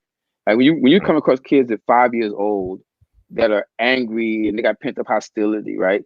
Or we don't talk about the dynamic between mothers and daughters. That again, an ecosystem creates, you know, a toxic ecosystem creates a series of also unhealthy relationships because people have to adapt. And so in us understanding the water, so to speak, it allows us to be able to come up with prescriptions. If we want to keep ignoring the water and blaming the fish, we're not going to ever get anywhere. You can't change a problem if you say, okay, look, you know, the men are the problem and the women not. But that man was a little boy. He grew up in somebody's household, right? And that little girl grew up in somebody's household, right? And why wasn't she safe around her uncles, right? What's that all about? Why wouldn't she say, you know, why wouldn't she safe around the men? In other words, it's a community conversation about the ways in which we are both aiding the development of our children and delimiting the development of our children. And unless we can have that conversation honestly, right, then you're not going to advance the conversation. And that's the problem I have with like some of these conversations around these gender conversations, is that they position one group as the hero and one group as the villain, as opposed to, look, no, you can look, just because you got your ass whooped when you was a kid as a little boy, that doesn't mean that you have a right to abuse somebody else. But it does help us understand how you came to where you are, how you came to make some of the choices that you made, and that we can work with. So for me, you know, it's absolutely pivotal. Like family studies is Black family studies is an important critical work for us to have going forward into this next century. It reminds me, because I live in West Philly, and I live in an area where you can't get more West Philly than 52nd Street, and but like in my building, like when I first moved there, you have the homes are really close together. It's not like, and unless you live like in a large apartment building in the South, the units are very, very close together. And so I live on the second floor, and there's an apartment above me, there's an apartment below me, then next door there's an apartment, so like across. Now in each one of these apartments, when I first moved there, they were all occupied. I take that back. With the exception of one, they were all occupied, with the exception of one, by single mothers. Now the one to my left, if I'm looking at where my door is, it was a man and a woman in the home. But because everything is really close and the walls are old and cheap, you can kind of hear everybody. And for a period of time, I kept hearing like different situations, and I was just wondering if this was just Philly culture or whatnot that was very, in my eyes, problematic. So like I remember one time I'm listening, there's a young woman who stayed downstairs, and she had these daughters. So the oldest daughter couldn't have been no older than 7 or 8. And one day she was asking the mother a question, and she was upset, and she said the little girl was like, why are you always so mean to me? Like you can hear the little girl say it, saying downstairs. And the mother just yelling at her, I don't give a F about you. And I'm thinking about how that is going to shape her growing up. And then there's the lady upstairs who has a young son, and she's always slapping him across the head and cussing him out, telling him he ain't shit and all this other kind of stuff. And I'm hearing the same thing with the woman to my left. I didn't hear too much about the family on my right, except the one time that the little girl accidentally locked her mama out, which is kind of bad in the black community, to lock your own mama out the house by accident or not. But I was just thinking, like, especially with the young boys, because I when I walk the streets of Philly, I always see this dynamic of men and women arguing. Like I just sit back and watch, and I'm listening to men and women argue, and the way that they're arguing is very unique and different from where I'm from, and grew up in Houston, Texas. And so I'm seeing the adults and the relationships that they're having with the women, like the males, and how they're like they don't like listening to them, and they're always in this head that you're always tripping, they just go from 0 to 100 real fast. And then I go back and I hear these, I'm looking at the situations just around in my own building of the mothers just real angry with the young kids, and I'm just, especially the young boys, and I'm thinking like the when they're growing up, the first thing that they're going to be thinking is that women are always tripping, and things of this nature. So it's just, I don't know how to put it into words. I don't have the psychological wording. Stand for. Go ahead. Yeah, so we go back to I'm gonna keep coming back to this. That we start with the assumption that most people want to do the right thing. They want to have good outcomes, right? So then the question is, well, why don't they? And the challenge is that pressure changes behavior, right? So you driving your car, you cool. If 50 pull behind you, your driving situation just changed, right? You get all stiff, right? So the pressure, you know how to drive, but the pressure of having 50 behind you automatically change your behavior, right? It's the same thing if you put somebody in a situation and you say, okay, look, you're driving your car and you got a sandwich in one hand and you're trying to drive your car, and then all of a sudden, you have to swerve around the car, but now this hand's not available.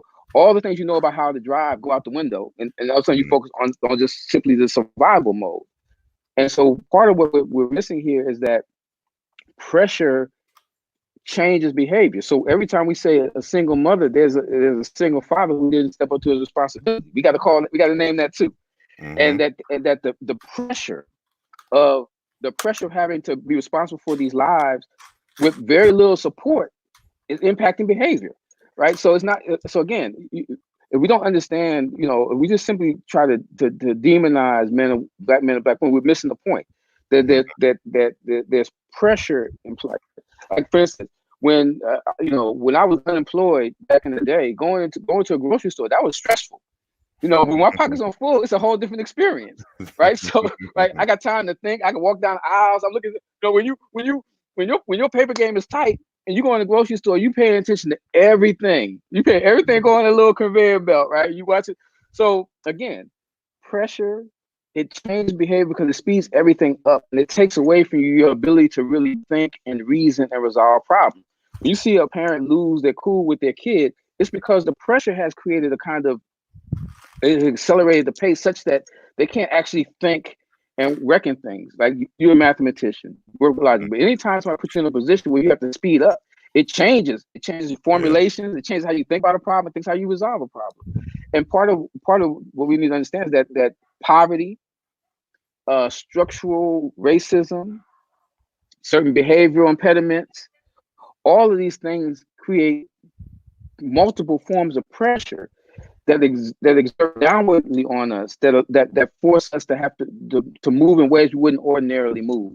And that's why I'm saying that in this time, for those of us who are fortunate to have some time to actually breathe and think, now is the time to go back and reassess decisions that you made when you were under the gun. Now that you're not so much, to breathe and decide if you want to do things a little bit differently. So again, I'm single, right? So when I eat, the family is fed.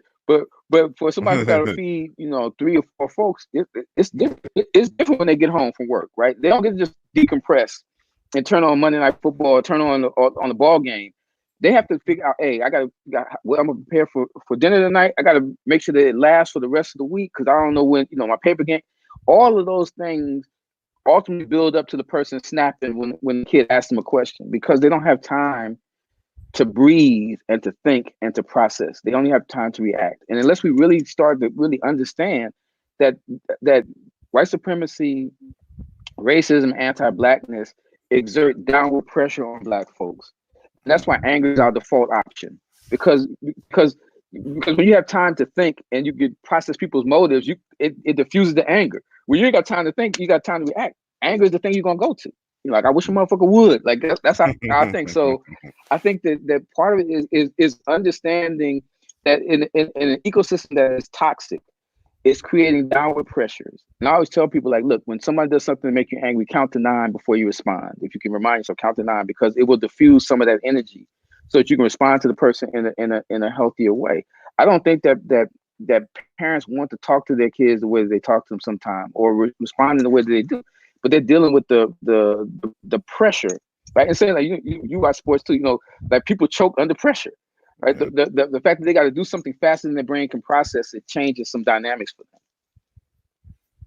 Yeah, it's just one of those things. When I first moved there a long time ago, that it kind of forced me to look at the conditions. So just like kind of what you said earlier to one of the earlier questions, that if you're going to create, I'll use your language, prescriptions, it can't be a one fit all. Like the dynamics in Philly is going to be different than the dynamics in Dallas. And so it's like, how I'm the time that I'm observing all of this, I'm like, what would I need to do to implement, like some change so that those babies don't grow up with, maladaptive behaviors, growing up in those kind of environments, but I don't know how much time you have. It's been 2 hours and basically 10 minutes. And I'm on your time, man. And I'll see. in these internet streets, we can go for hours until the internet just shuts us off.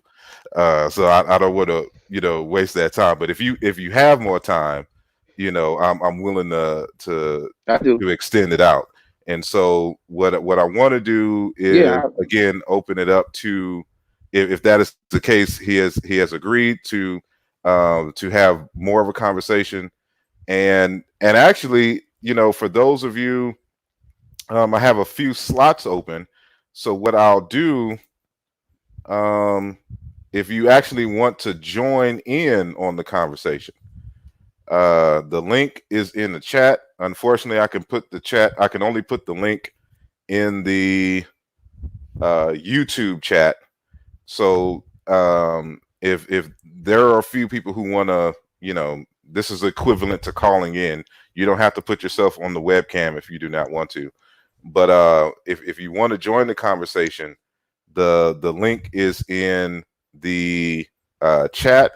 If you just want to type out your question, you know, type it out and I will put it up, and you know, hopefully he will respond adequately to your question.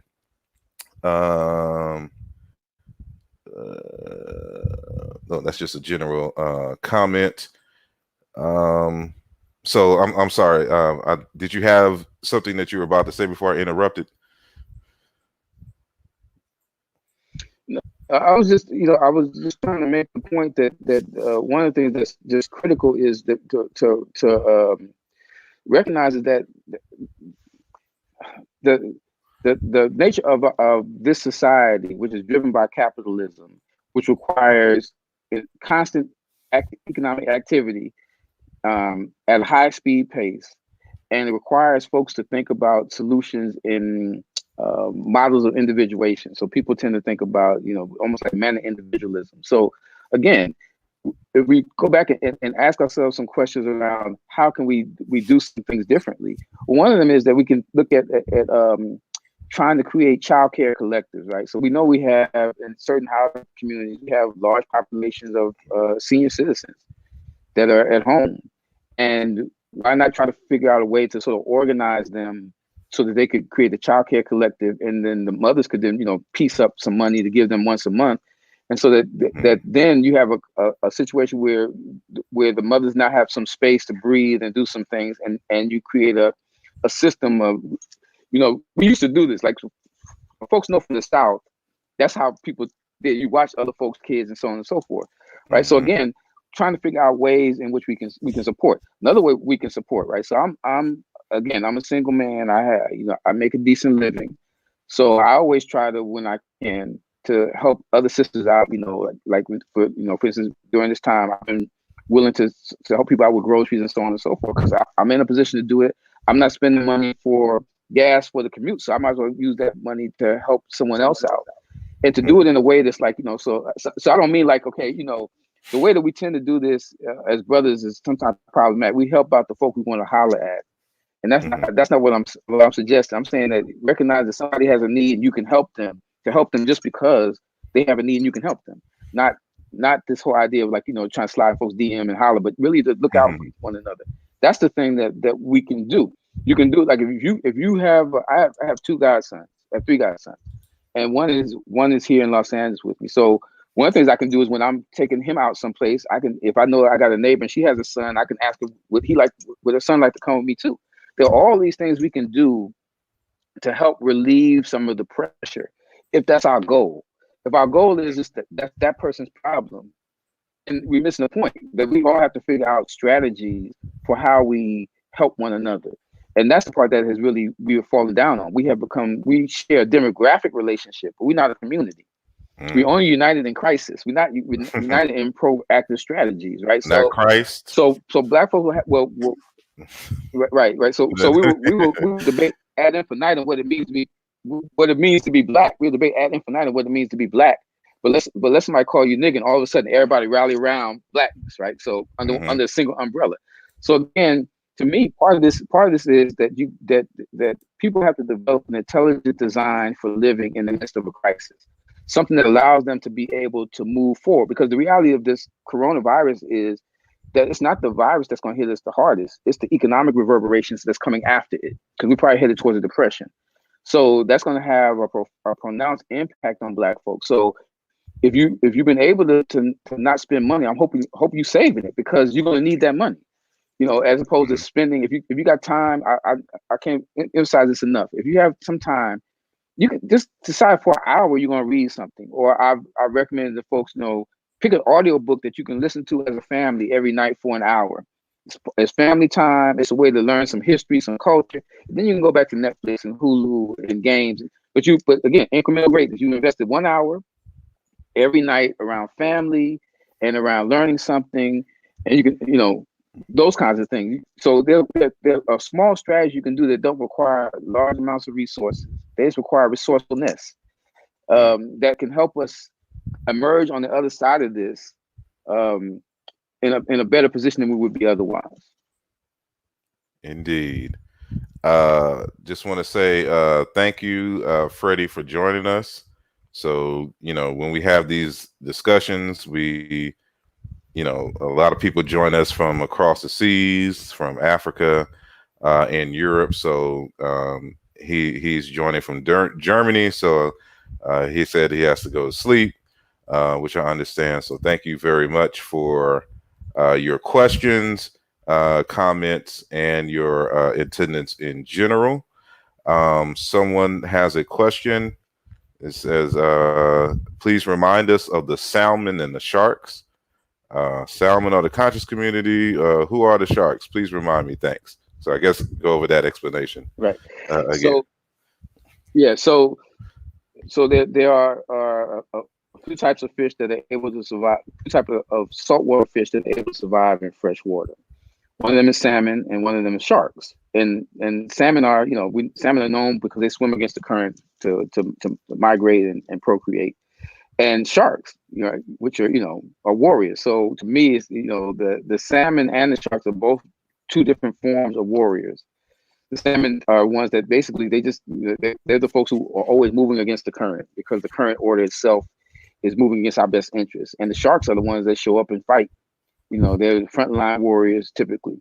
So to me, the analogy is useful in the sense that both are able to find ways to adapt to an ecosystem that would be otherwise hostile, but they're only able to adapt because they have certain attributes that allow them to fight in a particular way. In other words, this system will chew you up if you don't have that fighter mentality. It's designed that way. So, and we're seeing this, you know, we're seeing this in colleges, right? Black students who have pro-Black attitudes do better at predominant white institutions than do Black students who don't have pro-Black attitudes at predominant white institutions. So Blackness is a protective factor everywhere. And to the extent that we send our kids off into freshwater universities, if we send them there with a saltwater mentality, so they're able to protect themselves and armor themselves and be able to navigate that space, they're gonna have a better chance of being able to survive. So again, we know that Blackness is a protective factor. It's all over the psychological literature. It tells us. So telling your kids that race don't matter and that your achievement will separate you is simply not true. Understanding who you are in any environment is always a protective factor. And, you know, so the idea of authenticity. Now, there are multiple ways of being Black. Everybody ain't got to be African Bambaataa, Malcolm X. You know, that's what I am saying is that there is a particular investment in value and love in Blackness, not as a political apparatus, but as a cultural apparatus. And so, to the extent that we can inculcate it's almost like it's vaccinating them. When you provide them with a cultural framework that prizes and privileges Blackness, you send them into other environments, they're able to adapt because they recognize that their strength comes from being Black, not from assimilating. And they come to recognize the strengths. And so, you know, we're seeing this all through the Black institutions. We're seeing all these students Black students showing up in counseling centers around issues around figuring out how to adjust to this freshwater fish educational system. And they tend to come from places where, you know, their parents, you know, lived in predominantly white areas, and their social circle were predominantly white. And now they're in an environment where they don't have enough Blackness to draw on to provide a protective factor, right? So in some sense, that's what the center sort of tries to do. The center sort of like the place you can come, get loved up on, before you have to go back out there. So again, everything tells us that blackness is key. Now, how far you want to go with that, that's up to you. But blackness as a cultural framework is a protective factor. Vyasa Nicolo Gula states, fun fact, historically speaking, Africans were called sharks when first brought to the USA because of our ability to swim, which would make sense for a lot of coastal Africans who live near the beaches. To that extent, it's interesting if this is in fact is true, historically accurate, that now in modern times, a lot of black people are known for not being able to swim. And matter of fact, for those who've been in the military and have tried out for BUDS, the basic underwater demolition, for the Navy, trying out for the Navy SEALs, many of the black folks don't pass, primarily because of the heaviness of our bone density, and a lot of them can't swim. But I think about, to an extent, like, why, if that is the case, there's actual data to back it up. If there's data to back it up and it is the case, I wonder to what extent that would be the result of Europeans kicking all the black people out of the pools, during the civil rights era, and closing pools and stuff to that nature, where young black kids can't go to the pools and learn how to swim and things of that nature. That would be a research question if that was indeed the case. Yeah. So I always think it's more of the fact that people develop an aptitude for something that they do often, right? So every time you come across a brother, they don't know how to shoot hoop, like, where you from? Like, because basically basketball, like, if you grew up in the hood, basketball's around all the time. So you may not be good, but you know how to play. Right? So again, like, think about when I grew up in the Bronx, swim pools wasn't available. So you don't have the opportunity to get in there and swim regularly. So you don't develop the aptitude for it. It's not, people don't learn to swim because they take swimming lessons. They develop it because they're around it all the time, and over time they learn. In the same way that folks learn basketball, or when we play handball, or now I'm in LA, folks play soccer a lot. It's because it's what's accessible, and they have opportunity to do it every day after school all the time. So you develop a competence for it. It's just the reality is that basically we're not in environments where we're able to develop that kind of ritual for swimming, so we develop that kind of competence in it. But if we did, Howard University has a swim team, right? So and some of the other HBCUs have a swim team. So swimming is not the issue. The issue is about whether or not people have the wherewithal to practice it often, and that certain activities change your style profile. Like, so basically back in the 80s and 90s, you was rocking a Jerry curl, you wasn't trying to be up in the swimming pool. You rocking a wrestling curl, you trying to be in the swimming pool. You getting a perm, you're trying to be in the swimming pool. So it's also about, like, there's certain styles that also are informed whether or not people take swimming as something that they want to do regularly. Because if you're a sister, like, swimming every day, that's just not a good look for the hair. Right. So again, I think it's a number of factors that ultimately lead to us not having a lot of experience swimming, as opposed to being a thing it's actually almost like a version of environment impacting culture, impacting gene, in a sense, right? So the environment is not hospitable to folks swimming. The culture is not either. And so over time, you end up passing down generation to generation, folks who don't swim, And my family, I was a lifeguard, so I learned to swim early on. But again, most people in my family don't swim.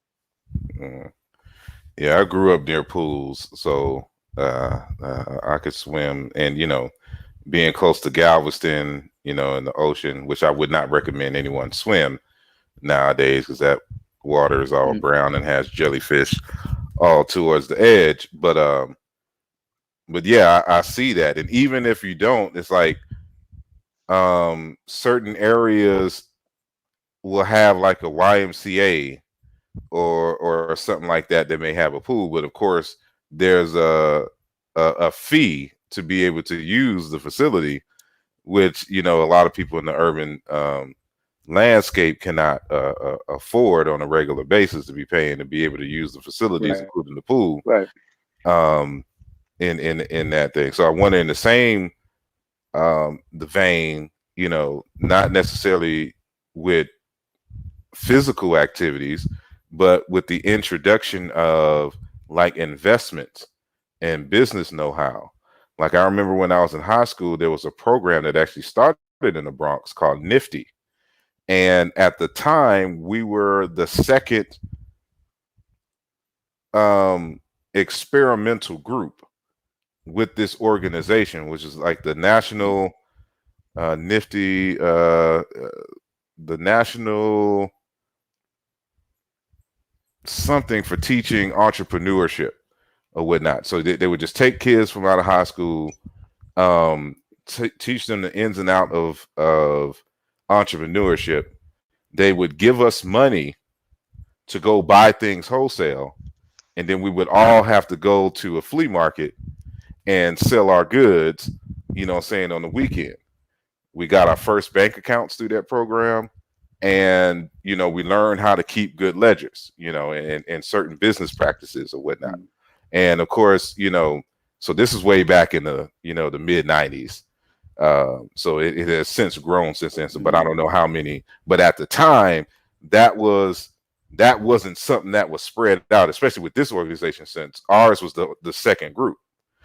And, but, you know, if you had programs like that, that was just a staple in the community to learn about, you know, finance and investments and different ways that you could put your money in learning how to invest in yourself to be able to navigate. Because, you know, you're thinking about this stuff more so now because of COVID-19. So like when a disaster like this happens, now you have to define, okay, well, what is an essential business? You know, what has to keep going on no matter what the economy is doing? And how can we get ourselves involved in those things? Because, of course, as you said, the fallout is going to be economic, you know, because they had to shut this down. And so how many jobs have been lost? How many businesses are going to close as a result of the decision to shut down the United States in that way, except for essential businesses, which includes apparently here in Texas, liquor stores. So I'm trying to see to what extent that is an essential business, but I don't even know where I was going with that, but it kind of made me think of that, like reevaluating what we think is essential and important to us, and how we can survive even in these times, thinking of strategies of survival economically in times like this. It makes us evaluate what is more important. I wanted to get your, or not necessarily more important, but what is important in general. Yeah. And what are your thoughts? So there's a thread of that I wanted to pick up on, which is I think you're going to in terms of like people, the lack of exposure to certain things. So entrepreneurship being one of them. And I wanted to sort of pick up on that because there's a thing in developmental psychology called the zone of proximal development. And the zone of proximal development is what a kid starts out with and what they need to be successful and the gap in between those two, right? So if a kid grows up in an urban neighborhood and there are very few folks there who've gone to college, so on and so forth, but the goal is to go to college, it means that the zone of proximal development is wide because there's not enough people in there to bridge the gap, right? So what ends up happening is that students struggle because the zone of proximal development is wide. So, for instance, if you are a college educated, you have children, that means that most of your friends are college educated too. So the zone of proximal development is narrower because there's a whole lot of folks in that social network that are familiar with that experience.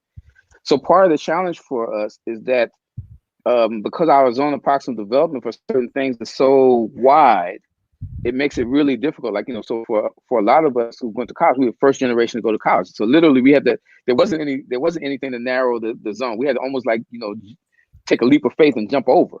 And so part of this is about, exposure, right? So if you live in a neighborhood and you're not exposed to folks who talk about venture capitalism and entrepreneurship and business development, economic development, well, as a kid, where do you learn the things that you need to be able to close the zone of proximal development so you can become an entrepreneur?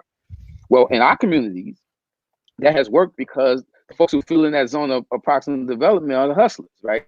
Drug dealers, folks got the side hustle, selling CD, whatever. So you learn, so your zone of proximal development is narrow, but it's only narrow to the extent that you are learning how to participate in an underground economy. You're not actually learning how the zone of proximal development is not actually getting you to the point where you actually learn how to develop in the more legitimized economy. And so part of the challenge is, and for parents, is to figure out how do you find other ways to narrow the zone of proximal development. So when I lived in DC, Smithsonian museums are all free, right? So I used to always encourage parents, like, take your kids to the museum, right? Because all the SATs is a test of cultural knowledge. It's a test of European cultural knowledge. So take them to the museums. The museums are free. All you got to do is hustle up the money for the metro. You can make sandwiches. And it's a good way of exposing your kids and expanding that zone of proximal development. It's one of the reasons why when we look at Latino children, why they learn to speak English, even though their parents don't. It's because their parents are really skilled at putting them in environments that close the zone of proximal development. They send them to school where they have to learn English. And so they end up coming back and being the translators for their parents. So there's a point in which the zone of proximal development in some communities is impoverished. So you have to find other ways to enhance that zone of proximal development by sending, like my mom sent me to I used to go to chess club when I was a young kid in New York. Right? So I learned about chess because nobody was playing chess in my neighborhood.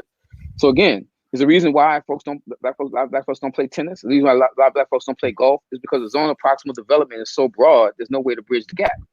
So again, if I'm a parent, and I know this, then I got to say, okay, well, look, what kinds of things are not available in my environment that would give my kid a natural advantage for where we're trying to get to, and to try and find other ways to get that for them, right? So some of that is TV programs. Some of that is having them, join organizations outside of the community. But there are all these ways, right? Like most of the things that you and we both sort of autodidact. So a lot of things that I learned on my own. Like I find somebody else who know how to do it, and I start learning. I start asking them questions, asking what to read, so on and so forth, and that's how I learn. So as adults, we have other ways of closing the zone of proximal development. But for young folks, especially I'm talking about like adolescents and teenagers, we have to be really creative in terms of finding other ways to narrow the zone of proximal development so they have a chance. If you want to be an engineer or an architect or a graphic designer, that we can find ways to connect you to those experiences outside of your community. As a scientist, I always stress, one, learning how to learn and always be open to learning. And two,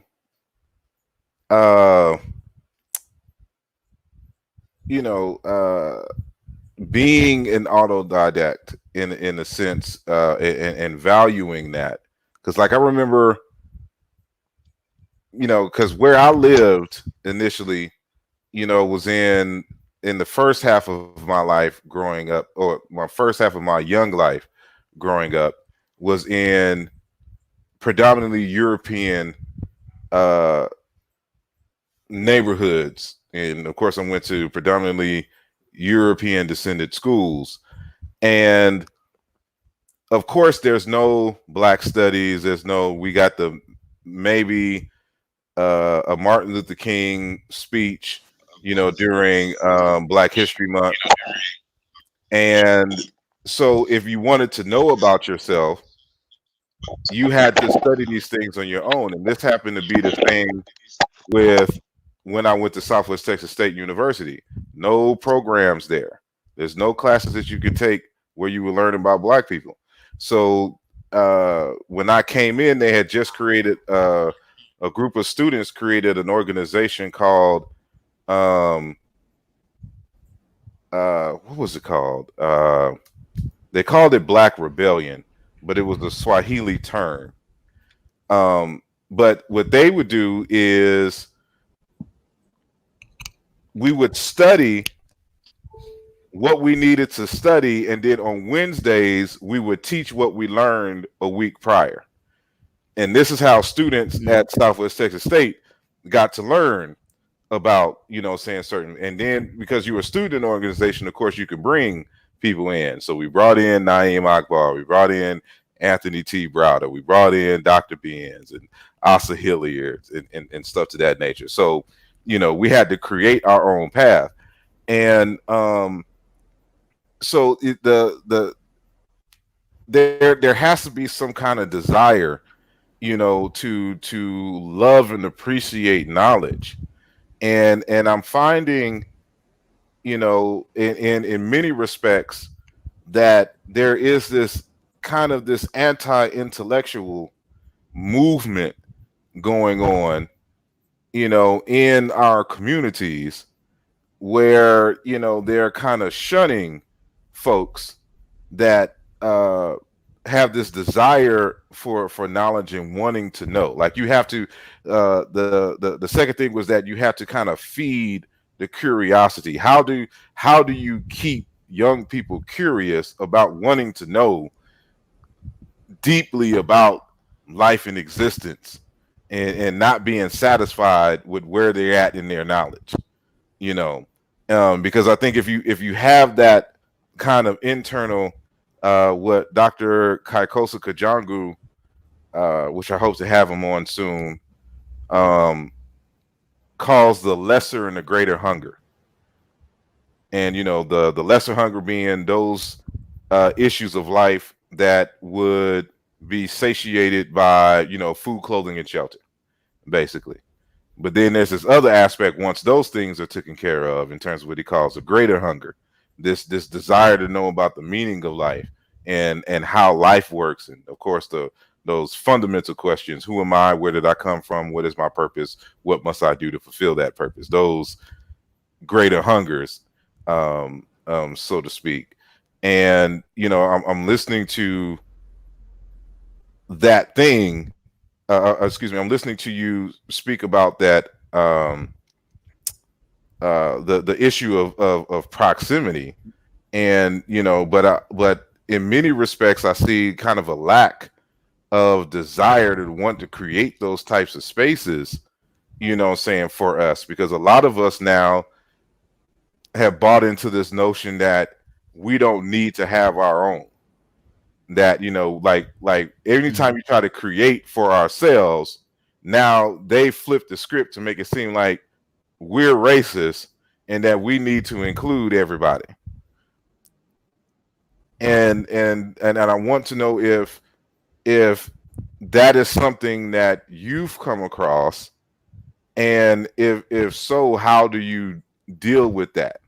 This notion that we have to include everybody, in our healing and creating those spaces where we can expand our horizons, in those many different ways for those different subjects and experiences and things of that nature, without having to deal with the stress of living among others, I will say, for the time being. Yeah, so there's a couple of things. One, we've entered into a period where people like to know, but they don't like to learn. So we produced a generation. We're producing a generation of folks who want to be knowers but not learners, right? Because knowing gets you seen, learning doesn't, right? So writing a book gets you seen. All the research that goes into producing the book doesn't. And so there's a part of, again, in an object permanent society where the focus is on being seen, and that's how your humanity is validated, by being seen. Those things that don't lead to you being seen are viewed as being not worth the energy or the effort. If you are a scientist, you know that most of the work happens behind the scenes before you ever get to write anything up, before you publish anything. And so you go into the science because you actually love the science, the process of doing, long before you get to the process of reporting what you've done.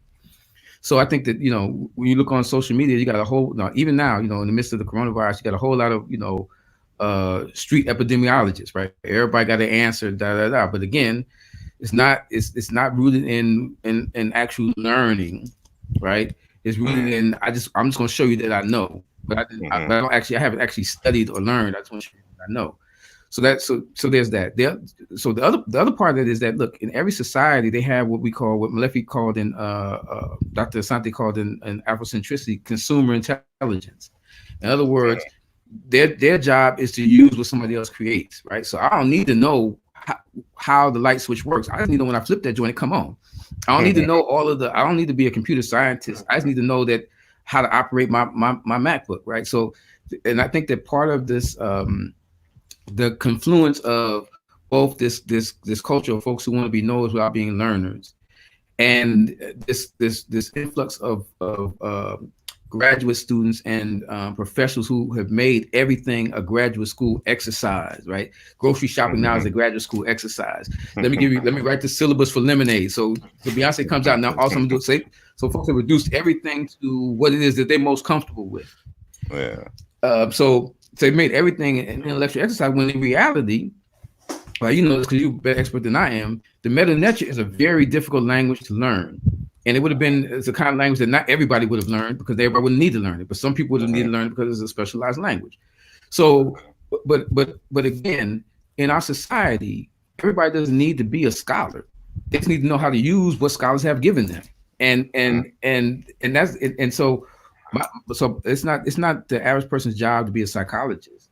It's their job to take whatever psychologists give them and find a way to use it. So they have that consumer intelligence. And for me, that's the place that I'm always trying to arc towards.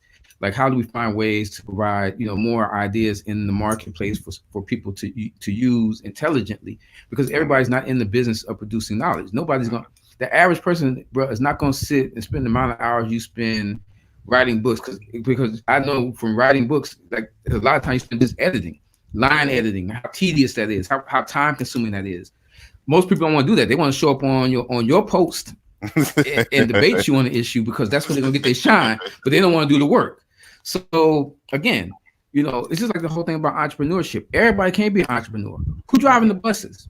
Like, you know what I'm saying? Like, you know, like if everybody's an entrepreneur, then your whole economy collapses. That's why it always fascinates me that when people are entrepreneurs try to clown people who work, or the people who are working every day, they're the ones that are buying your stuff. Exactly. So again, in a system, we have to see these things in terms of how they interlink. The average person didn't like school because school sucked, right? Yeah. Some of us just happened to develop a love for learning in spite of school. Like, I didn't like school, but when I got to graduate school, I actually liked learning, and so I learned to like school. For most Black people in this country, K through 12 sucks, and the last thing you want to do when you finish on your free time is do more of that.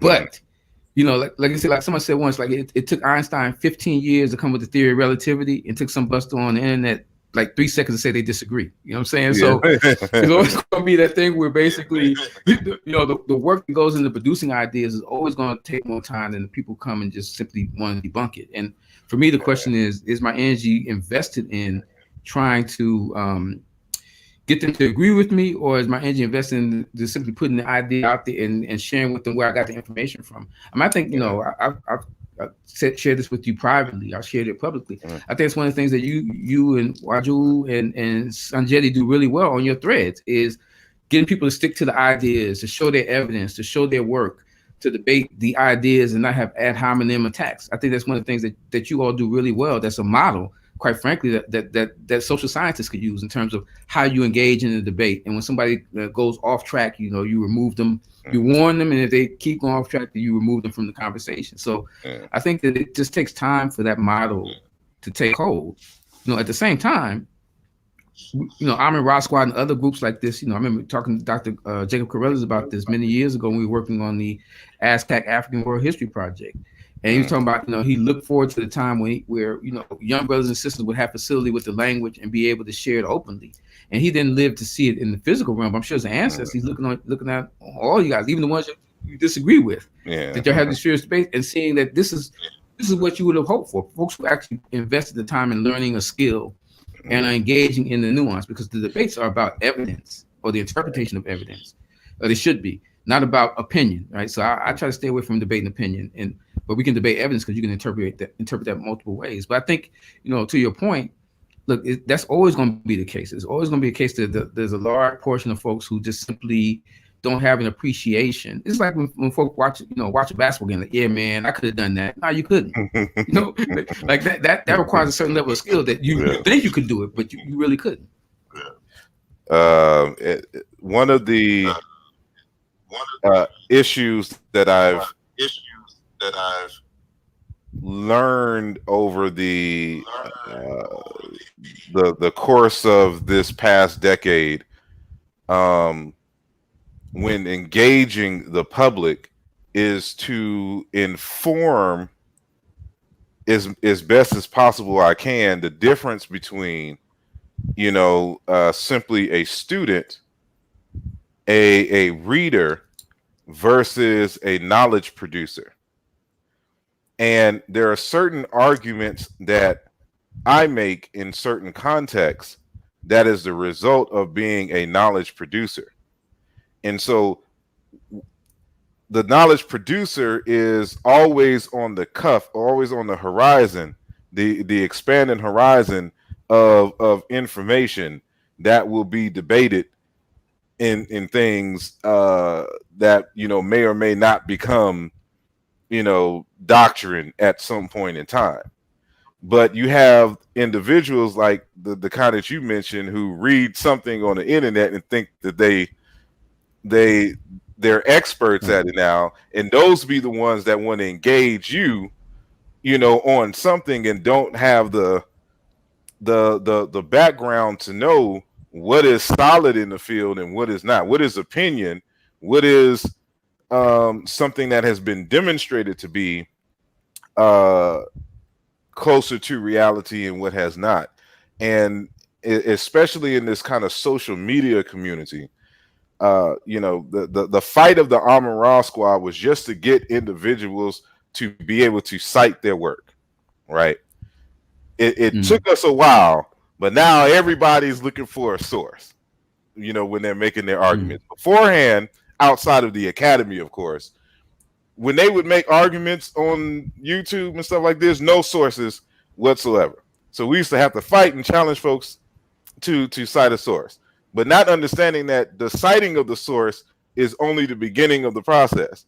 We just want to know if it's your thoughts that are original or someone else's.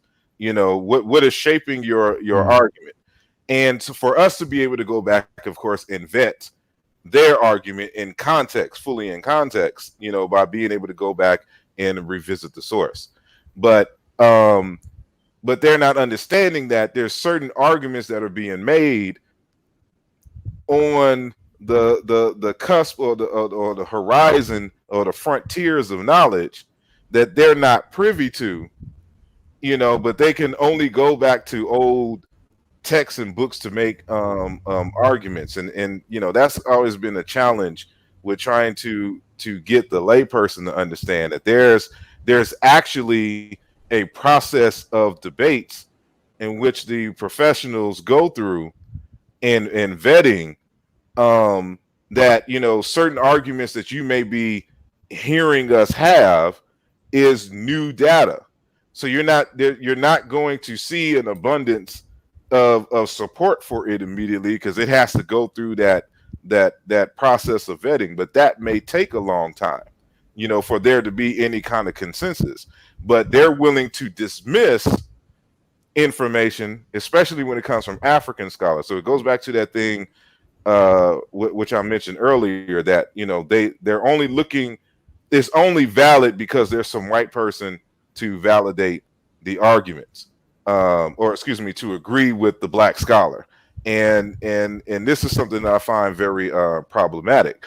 But there are African scholars. I try to get people to understand that there are African scholars, black African scholars, who are brilliant, who are advancing their fields, who are bringing forth, reasonable, principled, and evidence-based arguments that you need to look at and not dismiss them because, white folks haven't caught up yet, to this information.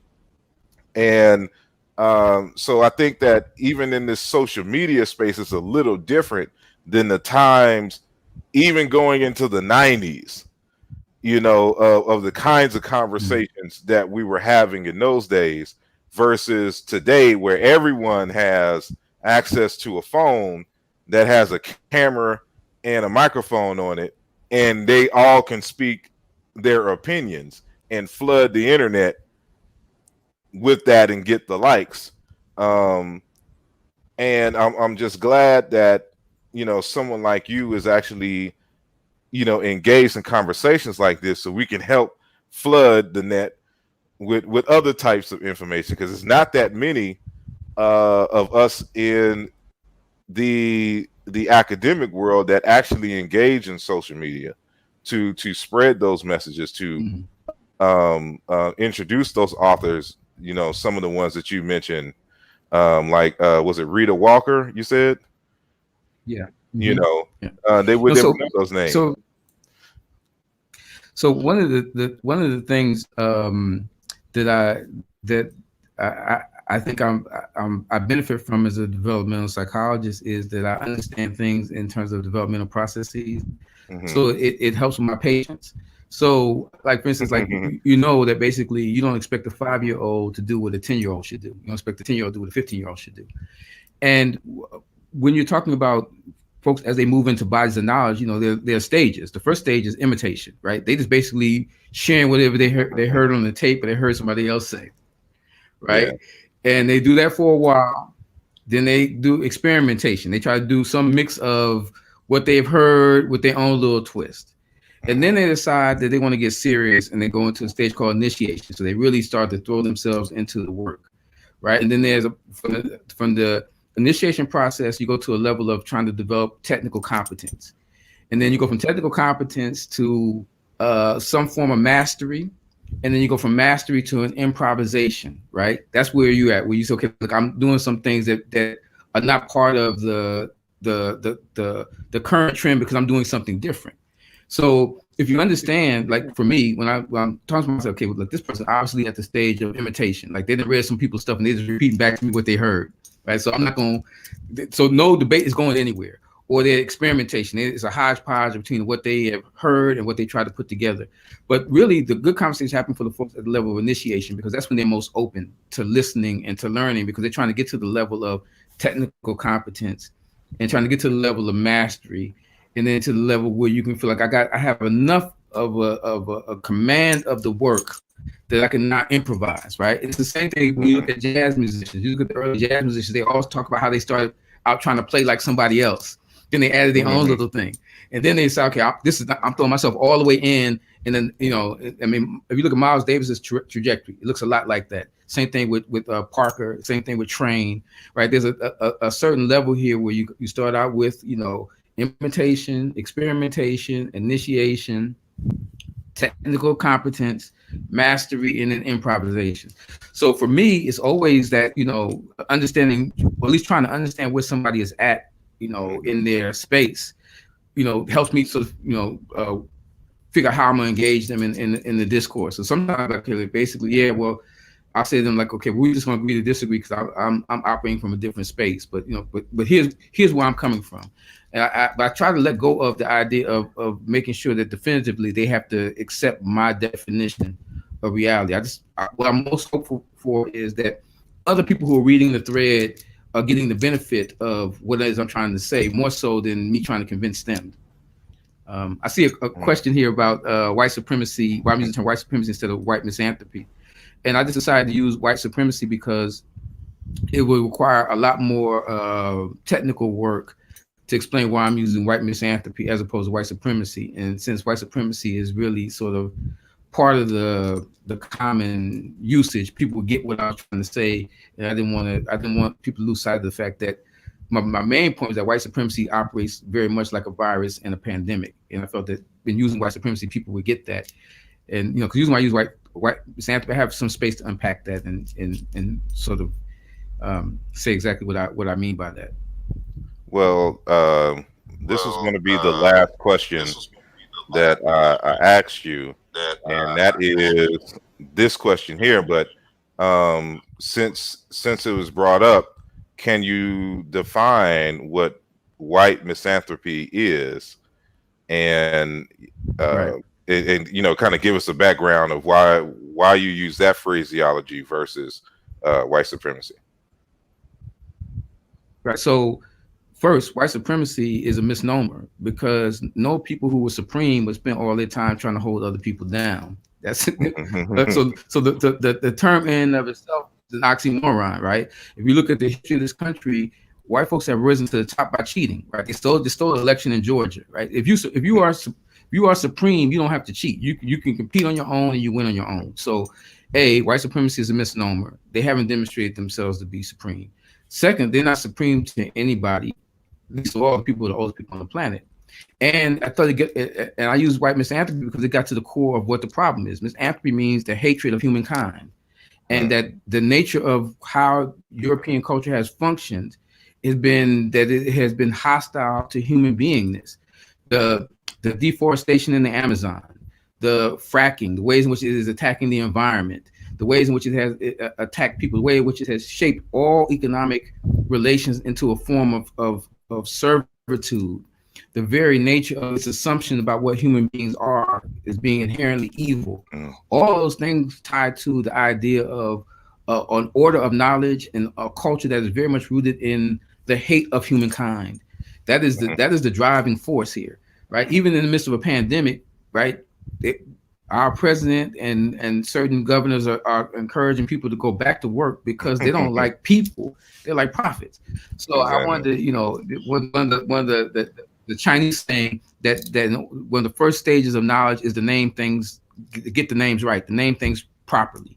And so misanthropy gets to the core of what the problem is with this particular virus that has infected the world for the last 2,000 seasons, and to name it properly so we understand what it is exactly that we are in a manic rush to get to.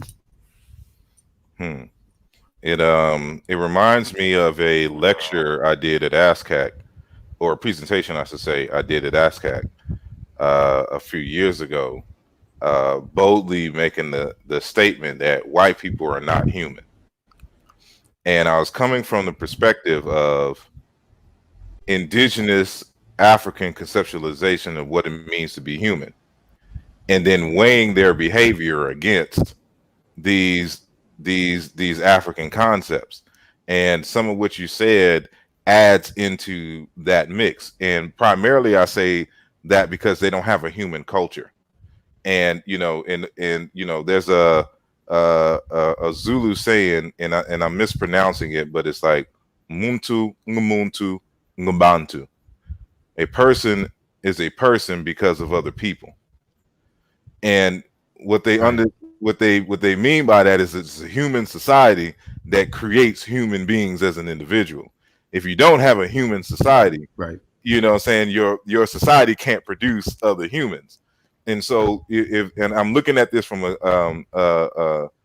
a sociological and a psychological standpoint, that they're not human, and they keep saying, like, I forgot there's a book that is out. It's in my wish list on Amazon. I forgot the title, but ultimately it talks about how essentially every single time African Americans have made moves to try to make the society more equal, or basically make it a meiotic society, there's this overwhelming thrust from Europeans to quell those efforts, to systematically do that. And I think about just how the evidence comes in terms of their culture. And so this is the inner logic of their system, to where they have these two popular phrases, that one, a dog is a man's best friend, and then two, that a diamond is a woman's best friend. But it didn't occur to them that a other human being could be either's best friend. Like their society is so inhumane that excuse me. Their society is so inhumane that they can only imagine being best friends with animals and inanimate beings. Like they hate themselves so much that they can't even see, a strong human bond even within their own social group, that this is a phrase that has survived, a meaningful phrase that has survived, for all these years. And that's kind of hard to navigate, trying to be human beings in a society that is not geared towards it doesn't have a bias towards the person, and humaneness, for example. But I'm sorry, go ahead. So for me, the we can allow for spaces in which there are multiple versions of human beingness, and the question is like, which one is optimal for coexisting with your ecosystem, and which one is in opposition.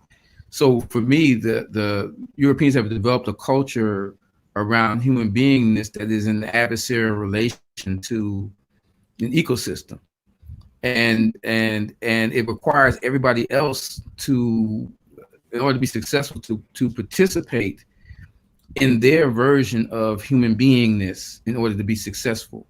So that it's the culture that drives the decisions, right? So when you look at, like, when I look at Black folks, a lot of our challenges are because we have adopted cultural frameworks that are an adversarial relationship to our best interests. So you can be a human being within the context of the European matrix, which is to be an antagonistic relationship to the universe, to the cosmos, to nature. Or you can move towards another model of human beingness that says that we are part of cosmos, we are sacred too, we are part of cosmos, that everything that exists in the cosmos is in us, and that to preserve the cosmos is an extension, so that our beingness is not just tied to us being human, it's tied to us being cosmic as well. That part to me is distinctly African, to say that our beingness is not just human, it's also cosmic. And so we have a different responsibility in terms of how to respond to the world. Our version of human beingness offers the most possibility and the most potentiality for a kind of divine personhood than does the European version of human beingness, which is rooted very much in a system of domination and pillage and plunder and sacrilege. So for me, I can look and I can see that basically that the system that they have developed, whoever participates in it desacralizes them, so that they give up part of what is sacred about them. And that's part of the challenge. So when we're looking at human evolution and development, the goal here is to develop a personhood that is divine, that is sacred, that is cosmic. That's the whole idea. The whole idea here is that as we sort of develop these higher levels, what they call higher levels of consciousness, really is just you're evolving the levels of personhood. And here is where I think African spiritual systems have much to teach us, although they have been sidetracked because they have become largely religious. And I think that's a mistake, right? So, and if I can just unpack that real quickly, that at its core, the African spiritual systems are a science in service to a religion, right? So science in the sense of, like, science is a process of knowing. Religion is, re and legare, to bind back. So science is a process that allows you to reconnect to God. So your spiritual system is supposed to be the technology, the science and the technology of how one maintains or establishes a connection with the divine. So in the West, they're in conflict. Science and religion are in conflict. In an African spiritual tradition, it should be complements. They should be working hand in hand. But in our society, we have focused only on the religious aspect of our systems and not the science and technology that makes the religion powerful in the first place. So what you have is a situation where when it's a religion, you don't do trial and error and experiment. You don't improvise. You just keep doing what everybody's doing for the tradition. In the science, you'll try one thing. If that didn't work, you try something else. And so part of it is we can get people to sort of go back and revisit these traditions and look for the science in them, the science and the technology in them, and to see the religion is in how well your reconnection with the divine shows up in how you live your life. So a person who's really a good practitioner of a spiritual system shows up in their behavior and how they respond to other people in their world as someone who is a cosmic personhood, as opposed to someone who's always trying to exploit folks and manipulate. So to me, it seems like there's an opportunity here, which is why I'm excited about some of the work that you do and other folks do, because I think that it's bringing us to a place where these two things can converge again, right? Because I know you ask sometimes some uncomfortable questions that folks ain't really rocking with, but I think it's good because in the science, you ask, questions drive the work, not the answers. Yeah. And in religion, belief is all that's required. And I'm saying that there's a way of knowing and a technology that reconnects you to God in a way that shows up in the quality of personhood that shows up in the world in you. And that's what we need to be trying to move toward. And that's the part I think that we've gotten sidetracked. So folks have fallen into the ritual and they've fallen into the religion of it because they came into these things largely through Judeo-Christian prisms, and they are merely sort of overlaying that experience over a deeper psychological, psycho-religious experience. But these systems have a lot to tell us. The Bantu Congo tradition has a lot to tell us. Ifa has a lot to tell us. Sangoma has a lot to tell us. Lebo has a lot to tell us. Vodun has a lot to tell us. If we're willing to listen to them and engage them as systems of knowing that allow us to reconnect to the sacred part of ourselves. Now, when it comes to this notion of human beingness, when it comes to the European, how I framed it in the discussion is that their notion of human beingness is rooted in a physical construct. Like when we talk about Homo sapiens sapiens and being bipedal and having this kind of brain size and there's a physical notion. But my research into indigenous African systems is that doesn't define what a human being is. A human, you become human when you personify a loving being. Then I had to go and research what is love in these African languages. And I make the argument systematically that even the word ma'at means love. And there's a process which I explain all of that, which the evidence comes to show. The word ma'at and the word love in African languages has to deal with one's capacity to share, and more specifically, the more archaic root is to share food with one another.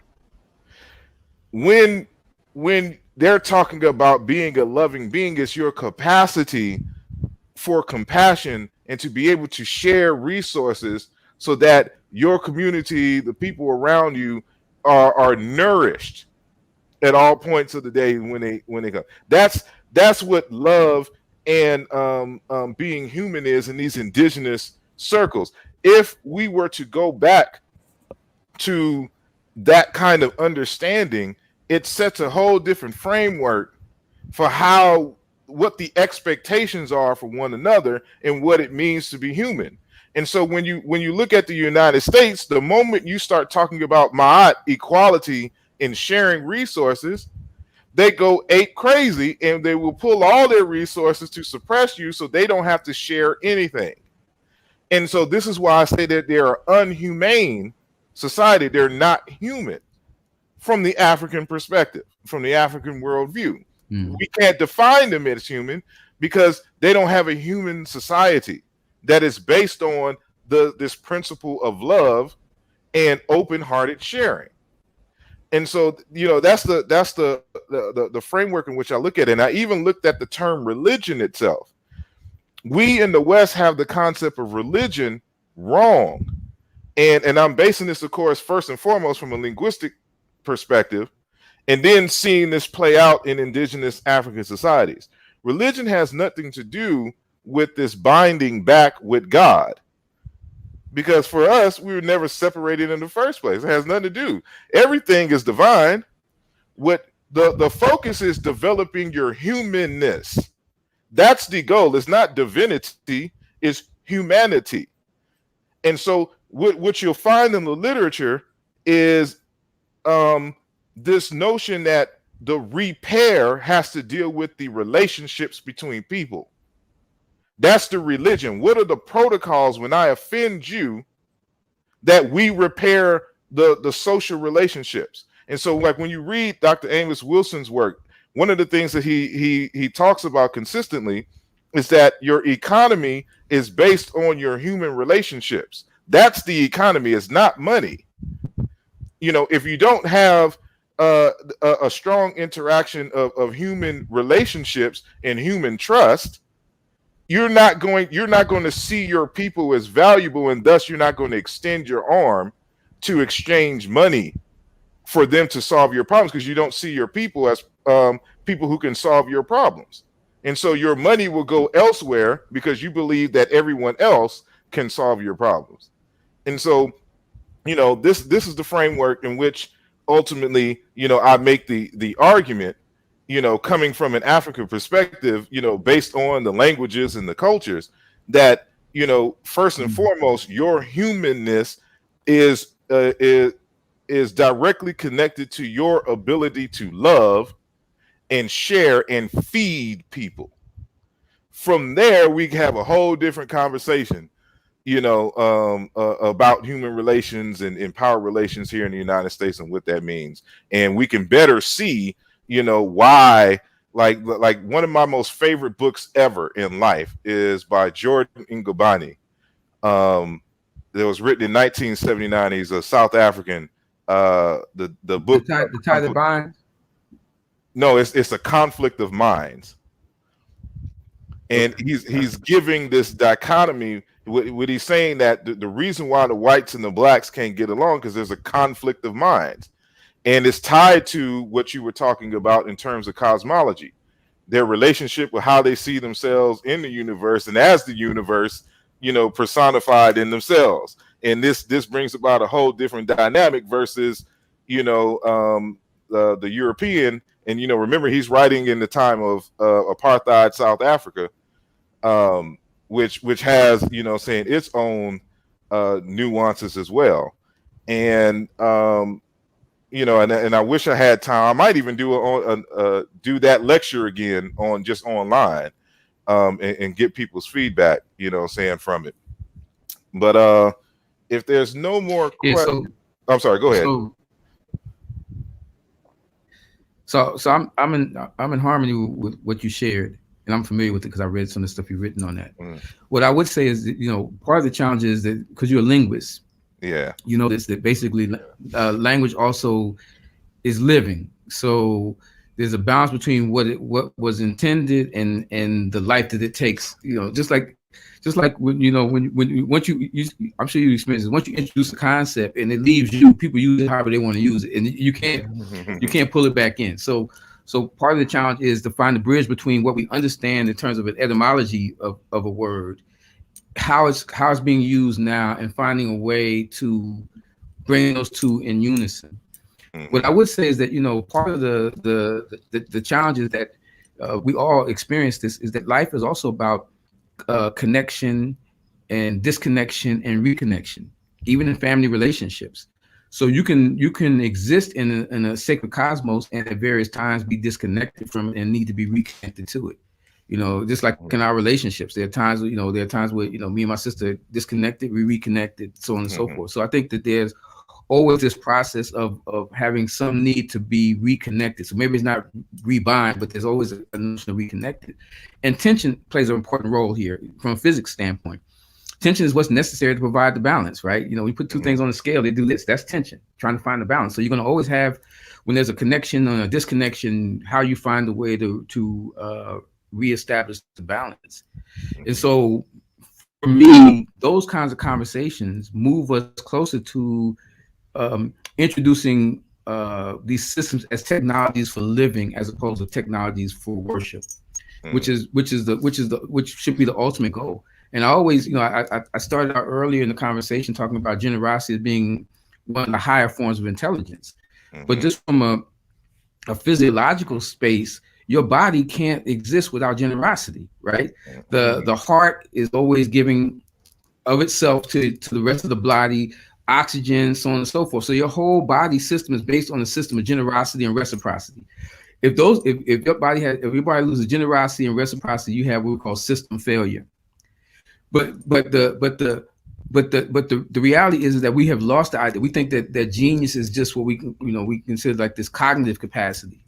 But generosity is about this idea of a way of thinking and feeling and being that gives life to something, right? Without necessarily having a cost for it in return. It just gives. So when we're in conversation with someone and someone is listening and they're paying attention to what we're saying, and they give something back to us, that generosity gives life to the conversation. In relationships, when we give in ways that catalyze and offer vitality, that generosity moves us to the next level. So for me, in these conversations, in your work, in the work of others, I'm always looking for that part of it that is always speaking to generosity, right? Like it takes a lot of work to write a book. Trust me, and I know and it takes a lot of work to edit, and then to give that to folks is an act of supreme generosity. But the idea of writing a book and giving is because you hope that what you're giving will also catalyze and revitalize and give life to something else. And so to me, these conversations have to shift from this notion that's being driven by the academy and a particular notion of what knowledge production is, who is a knowledge producer, what constitutes an order of knowledge, to us rethinking about what does it mean to be a knower? What does it mean to know something? What does it mean? Those kinds of things are, to me, what move us towards a different kind of paradigm than the one that we currently are locked into. So, like for instance, I've learned a lot from, on your page and on Ujo's page and Sanjetti's. Just like I just follow the threads. Like I'm so it's an act of generosity because it helps me. I'm a professor. I learned some things. I don't feel it, so again, I think that we are moving closer towards this thing about reciprocity and generosity and inspiration rather than manipulation, to use Ahmad's phrase, that I think will help us. And if we can just get away from the idea of finding a balance between having pride in our work but not having an overinvestment in ego in our work, I think we can go further. And I think that the ego gets in the way because a lot of times we don't want to say we don't know or we're wrong. And that also gets in the way of our people's ability to trust us. Like, you got to be able to say at some point, I don't know, or I'm wrong. Yeah. Because I think all of those things move us further and further ahead. But I think that I often think about you, and I think about the conversation I had with Baba Jetty around the table at 5 o'clock in the morning, which was way too early for me. And he would talk about like this vision he had for like these young scholars who had mastery of the language. And I look at you guys and I'm immensely proud, of what you have done. And it has, I've learned a great deal. So the work you're doing is good. And I think that the more we invest in it, the more that we try to find spaces to actually support that work and have spaces where you're able to sort of have room to engage one another, debate, flesh out the contours of the work, having other folks from different disciplines, the more we'll be able to sort of like build a foundation that I think really can change the landscape for how we go about doing this kind of work. Indeed. I just want to respond briefly to an earlier aspect of that, and that is that I control in my research in terms of the words and doing the etymology of things, when I'm arguing that it's present in a given culture. So I make sure that even if I do the etymology, I'm looking for those cultures that still possess the word and have built a culture, a paradigm around it, so that we know that it is a living principle in their reality. So, for example, in Eluja Volume 2, when I did the etymology of Ma'at, I can find the etymology in a variety of languages, but I wanted to highlight those cultures that still had the cognate, and it was a vital principle in their culture, and to see how it expresses itself, and how they live, how do they organize their society around that principle of Ma'at. And so I highlighted the collagen, I highlighted the Bassa in Cameroon, and I highlighted the Bakongo, and to the extent the Zulu people. You know, I find the cognates everywhere across Africa, but in those societies, it is a living principle, and it's still that principle still has its ancient meanings, and they operate their social system, their social steering mechanism, you know, based on that principle, in the same way that you see at least as evidenced in the text in ancient Kemet. And I think that's a good way to balance, you know, the natural evolution of words over time, with the you know, saying looking for the living principles in which a society governs itself. So, you know, with that, I'm able to demonstrate, like, this is the religion, like love is the religion. And I even made a suggestion at the end of the article that African Americans need to create their own religion. And I suggested the name for our religion is Bolingo, which is a Bantu cognate for the word Ma'at, but it means love in these Central African languages. And then from there, you know, saying, we ask the question, well, what is love? So that's when I get all into, you know, what that means. But, you know, that's a whole conversation in of itself. But that's the way that we control for that. We look for the living systems that have that as a system and still call it by its ancient name, where it's a living practice, so they can't forget.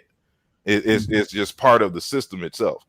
But with that said, you know, we're now going on 3.5 hours. So I think I'm gonna end it, you know, here. This is a good digestible. So, you know, because we can go on in other conversations, we'll go on for 8 hours and nobody's going to watch that show.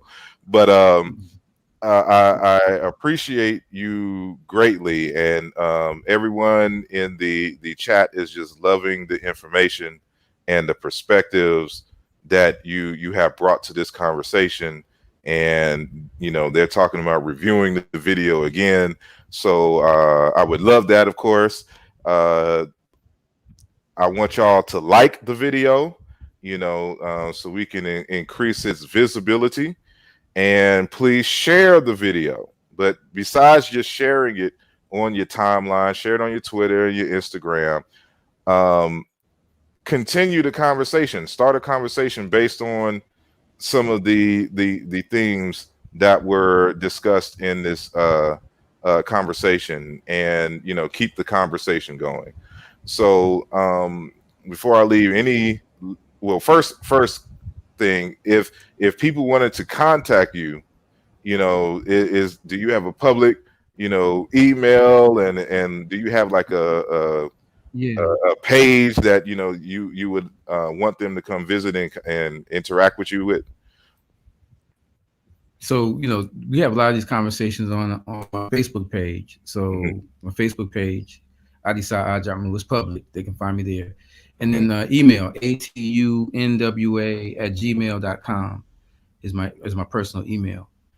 And for me, you know, I'm always open to conversations. I'm always open to learning. So if folk got information that they want to share that would educate me and help me, I'm open to that too. I think that these are, I always assume that in every conversation there are multiple knowers in the room, and you know, even though one person might have a microphone, there are multiple knowers in the room. So I'm open to that. And I just want to wish everybody, safety and health, and that all of the folks within your circle of care and concern do well, and that we are able to make it through this pandemic and come out stronger than we went into it. And thank you, Asar, man. I appreciate you, immensely, bro. I appreciate you greatly. So with that said, I wish you all well. Y'all have a blessed and safe weekend. And I will see y'all Saturday night, because we're going to change it up a little bit. I'm going to have to go back to my college days when I was a DJ, and we're going to continue our mixtape mashup. And we're going to see who got the hottest joints on deck. If they wanted to start a party or whatnot. So we have 7 categories. No, I think it's 8 this week. 8 categories, which includes classic soul, classic hip hop, neo soul, soul hop. What's the other ones? Dance hall, reggae. There's a wild card. Featuring. I'm not sure if I'm gonna bring house back. Saying this week.